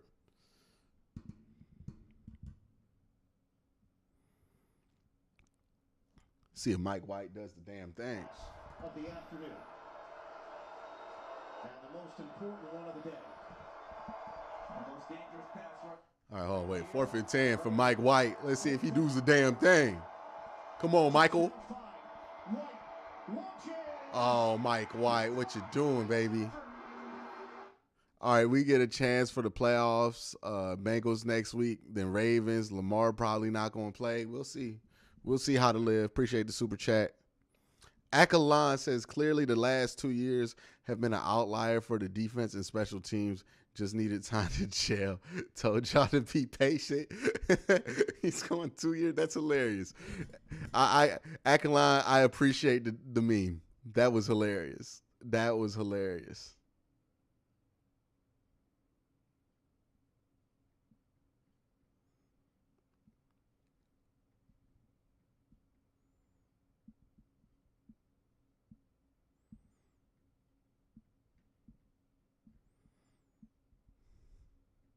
All right, so we're caught up.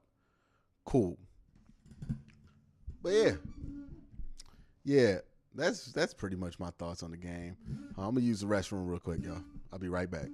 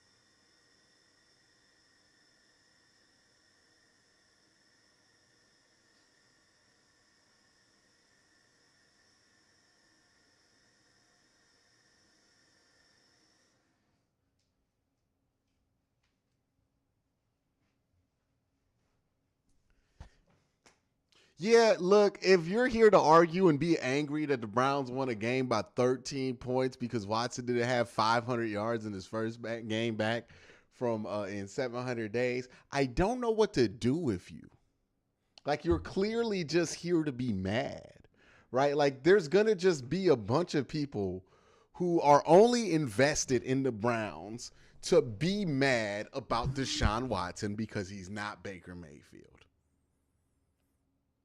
And I'm not saying he's not Baker Mayfield when it comes to how he's playing. He's a better quarterback than Baker Mayfield, but because he's just not the dude that they want. Like, there's just going to be a bunch of people who are going to show up in chat and be mad and want to be mad at Watson or whatever. They are not serious people. We do not need to take these people serious because they aren't serious people.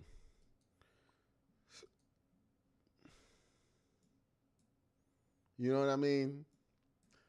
Like at some point, we just got to stop taking people like that seriously.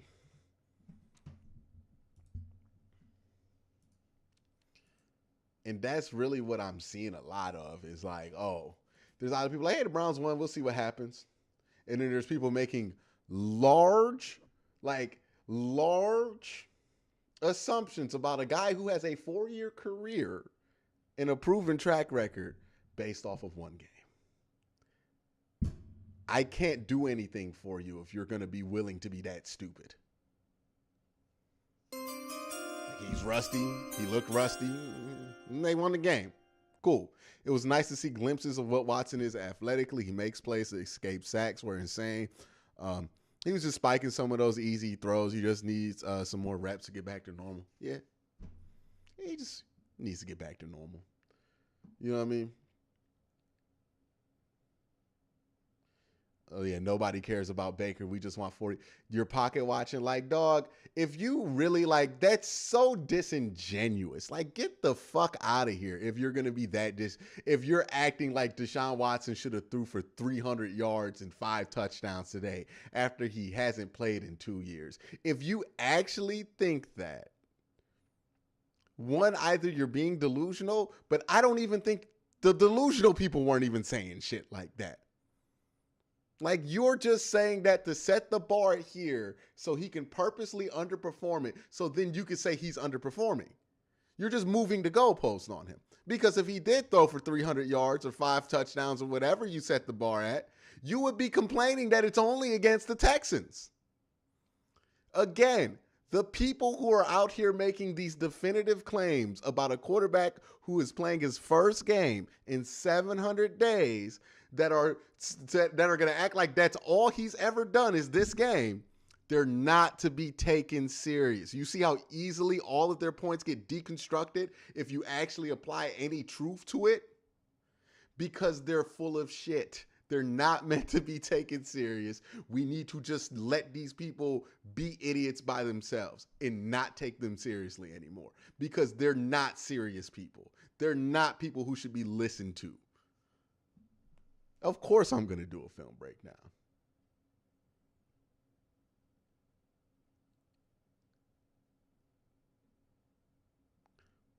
I thought he was going to get 70%.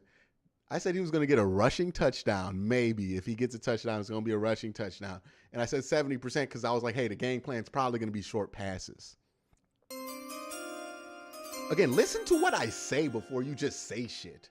But I guess you're not interested in listening to what I say, because if you did, it would disprove your stupid points that you're trying to make that aren't good.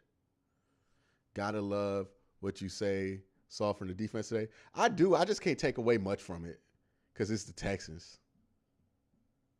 Like it was just good to get the win.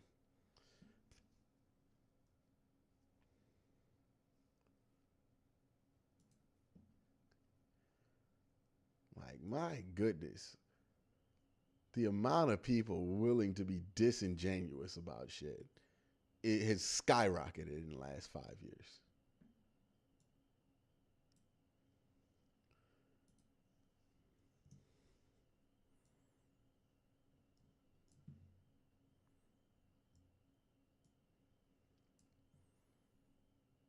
Somebody car getting broken into?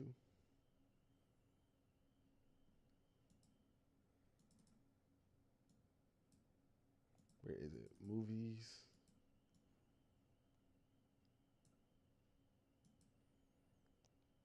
But it's like every week there's a football game and every week there's a referendum on somebody's entire career. Yeah, Joe Woods got to go. Joe Woods absolutely has to go. I don't care what happens for the rest of the year, dog. He should have been fired weeks ago.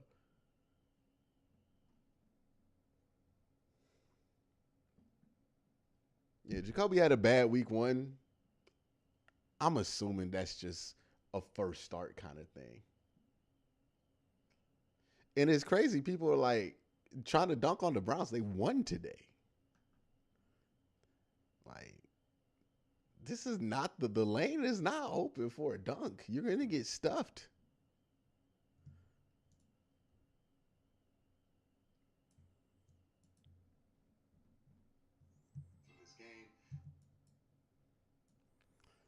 That's just, I think this game was interesting too. It's going to be a litmus test on like who's willing to go crazy and weird about this whole situation and who's like going to be honest, because we're going to see how people react. We're going to see how people react to this, because they're like, I'm not going to act like he played good. Deshaun Watson did not play good today. It was not good by any means. But I mean, if there's ever a reason to play a pretty mid game, he has all the excuses in the world this week. And if he looks like that for 6 straight weeks, all right, I ain't going to be sitting here talking about Russ for 6 straight weeks. But if he looks like this week and he doesn't look like that next week, then it's pretty obvious what today was. Even then, they won the game by 13 points because they played well as a defensive special teams unit, which doesn't happen much often. You got to appreciate that too. Hey, gotta love it when one side of the ball, well, two sides of the ball decides to make one's life easy and it pays off.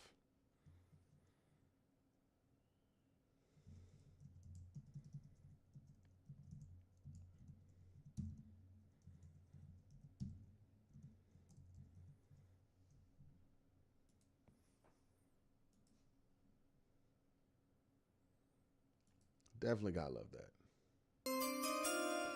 Mighty. That was weird. Mighty says this game was different. Even with Baker and Jacoby, we would get hot starts but get shut down late. The final drive should be the focus. Yeah, I think he did well in that last drive. He could have did better. Again, I think most people who are going to come at this with like an actual, like they're trying to see if the Browns are going to be good standpoint would be a lot more at ease if he would have just scored a touchdown in that game. I think that's what just like didn't leave people at ease, is that the offense didn't score a single touchdown. And you play the Bengals next week, right? So like and you need to win out in order to have a chance. So like how much rust can we afford to have at this point? Probably not a lot if your playoff hopes are on the line. But again, our playoff hopes were hanging on by a string at this point. So I don't know how fair it is to act like we had legitimate playoff hopes in the first place. Bengals about to drive on the Chiefs right now, man. Crazy. Yeah, you would have laid out more points. Don't try to slide Baker Mayfield in there. If Jacoby played, you would have probably put up more points because, again, the offense is used to him. But you know that the ceiling is the ceiling with Jacoby Brissett. With Deshaun, the ceiling's much, much, much higher. You got to play through a little bit of the floor to get them ready, but ultimately that's what you got to do. And you are afforded to do that in a day like today where you're playing a team as sorry as the Texans.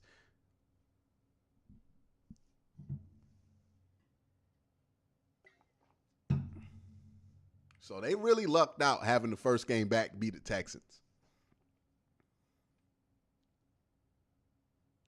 Because now these mistakes, they're not game-critical mistakes. They're not confidence-altering mistakes. They're just, okay, let's look at some shit and fix it. They really lucked out. The NFL did them a favor by bringing them back against the Texans because the Texans are terrible. Yeah, he'll be fine.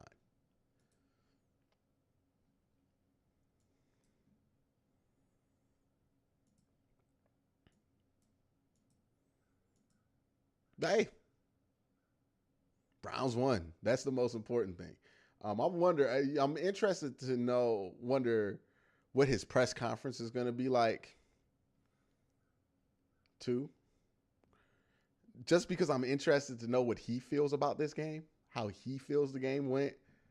I understand that there's probably going to be other questions at that press conference as well.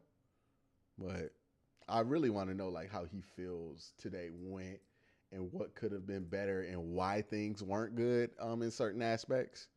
Because he's going to be more candid about those things when they win. So this is a good opportunity to get a little bit more information about it. Because if they would have lost, he would be very guarded and defensive and all that. Like, that's just how athletes can get after losses. So now that it's after a win, it's like, hey, now we can ask some of these questions, get some more honest answers of, was it like the communication? Did you have a hand problem going on? Like, what went down? You know, what were you uncomfortable with in this game, and what did you have to establish comfort with again in order to kind of get back to the level that you wanted to get to? So I think the press conferences this week are going to be very interesting to note because of that. And the Bengals are in. They score on the Chiefs. We got a super chat here from Ray Rags. Do you think the Texans could beat the Texans if they had to play themselves? They suck so bad. How do they have a win and a tie? I don't know. I really don't know. But they are terrible. They are awful. That is a terrible football team. And I don't know if they were playing this bad like all year, but goodness gracious, they were terrible. Like, that is the worst football team I have ever seen. Like, that might be the worst football team I've ever seen. It's close. It's most certainly close. We got another super chat here from Nelson Gonzalez, who says, I missed the start of the game where there are a lot of boos. I expect a player that has not played or even practiced. Well, he practiced to be slow with the side. With that said, we won. Go Browns. He has practice. And there are some things he has to get used to. And so there are some things that he just flat wasn't good at that I don't think had much to do with Rush. It was just him not executing well. But, you know, I think there's a mix there. But thank you for that super chat, Nelson. The crowd really wasn't like we thought. Nobody was there. You know, it was pretty mild. Like, there were some boos, no doubt. But it was never overpowering, like, oh, my God, look at this. Like it was like when LeBron came back or something like that. Or even like Ben Simmons coming back to Philly. It was pretty average. Like, after the first quarter, it didn't even feel like a thing. It just felt like the football game was going on. You know what I mean? Like, it didn't really feel like that big of a deal. Which was interesting, right? Because we all kind of hyped this up, but we all forgot, like, hey, man, the Texans have been unspeakably bad. And if this is how they've been playing most of the year, I understand why nobody was in the stands and really cared to boo. Because, like, imagine coming out here, pounding your chest, talk about some, we gonna boo Deshaun to show him what he missing out on. And this is what you put up? Like, it was one thing when the Cavs did it. We didn't know they were gonna be that sorry. But Houston, if they knew this was what it was, why would you go? I wouldn't.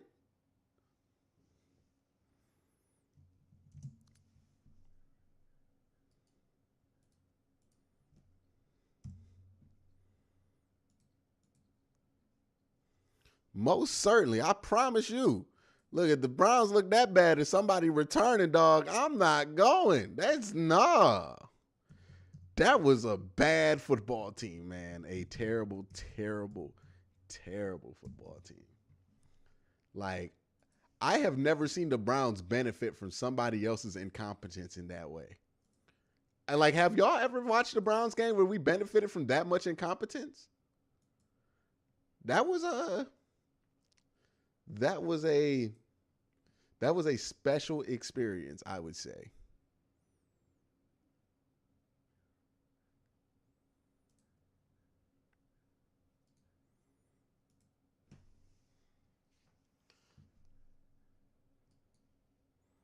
Because, man, they were terrible. They were god awful.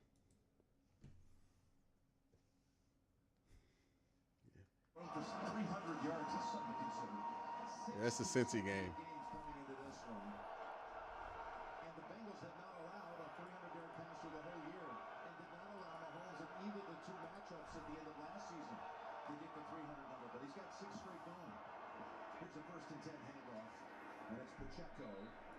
Running behind Allegretti, who gets the start with Tooney out, inactive. What's Andy Reid's game? But yeah, it's just that was a weird game. It's hard for me to take away too much from either side. Let me know what y'all think.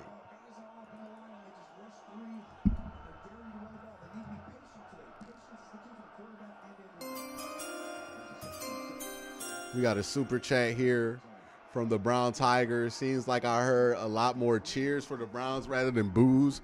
Must have been more Browns fans there than Texans. There was a considerable portion of Browns fans there.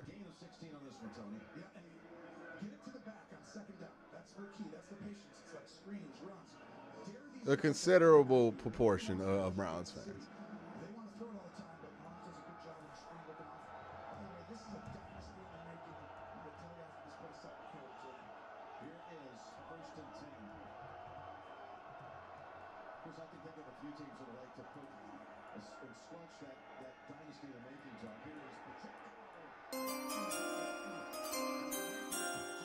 I know Bengals fans are hot about that comment.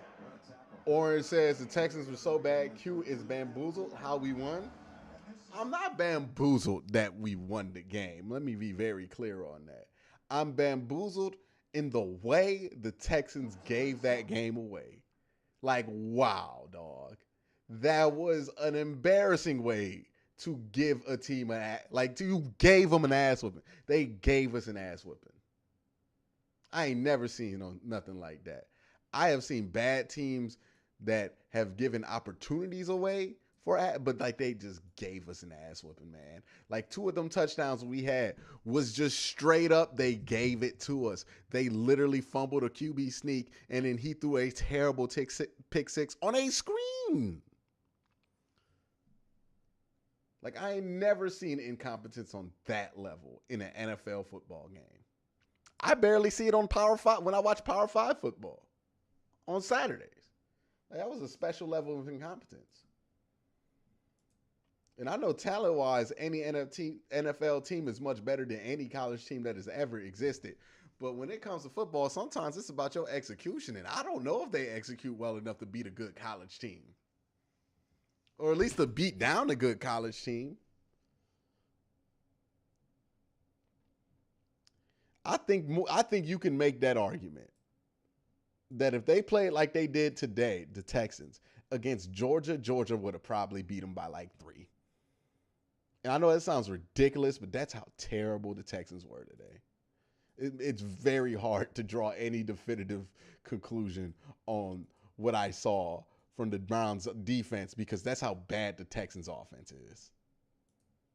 My God, I ain't seen nothing that pathetic before. The Browns were only up 2, and I was like, this is locked, dog. We're not giving this up. And it was the Browns with a 2-point lead.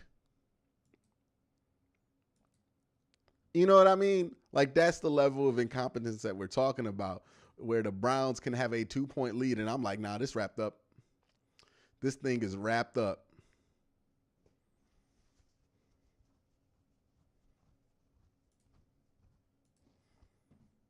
All right, I'm going to take it to about 5 o'clock today. But the Browns won. Deshaun Watson's debut goes a little up and down. We'll see what he does next week.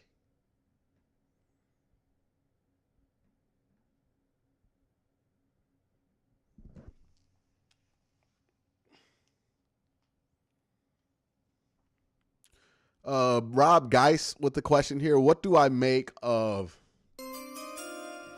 Watson underthrowing so many balls so many times? Is it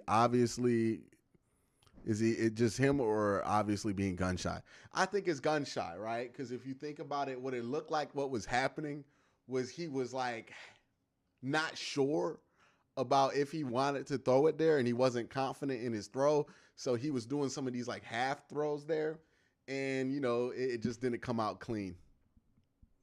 That's just being unsure because it's like, it's like you kind of know the answer, but you're not sure if it's the answer. So you don't want to, but you're like, I'm pretty sure that's the answer. And, you just gotta work that out. Mighty Mulatto says, I wouldn't mind another game like this from Lil Bro. This is like when you give your little brother the controllers. Yeah, I only know about that feeling because my older brother used to beat me in Madden just unspeakably horrible. And that's what it felt like, I guess, for him. Because I was never winning these games. It was always him. Shout out to Mike. But, yeah, it was just straight up that all the time. And Bengals force a field goal. Nah, Joe Woods is done, dog. Joe Woods is done. I don't care. That man could part Lake Erie into 2 parts and walk across it. And I'm still like, nah, brothers got to go. Brothers got to go. I've seen enough of Joe Woods. I can't do another season. I can't do another off season of that. I've seen enough. Same thing with Mike Prefer. Dog, today ain't saving you. Yeah, I'm glad the debu's finally over. I'm glad we could just kind of get into the football element of this too. But that seems to be it for this game. Let me know what y'all think in the comment section below. I'm going to end this stream now. Y'all have a great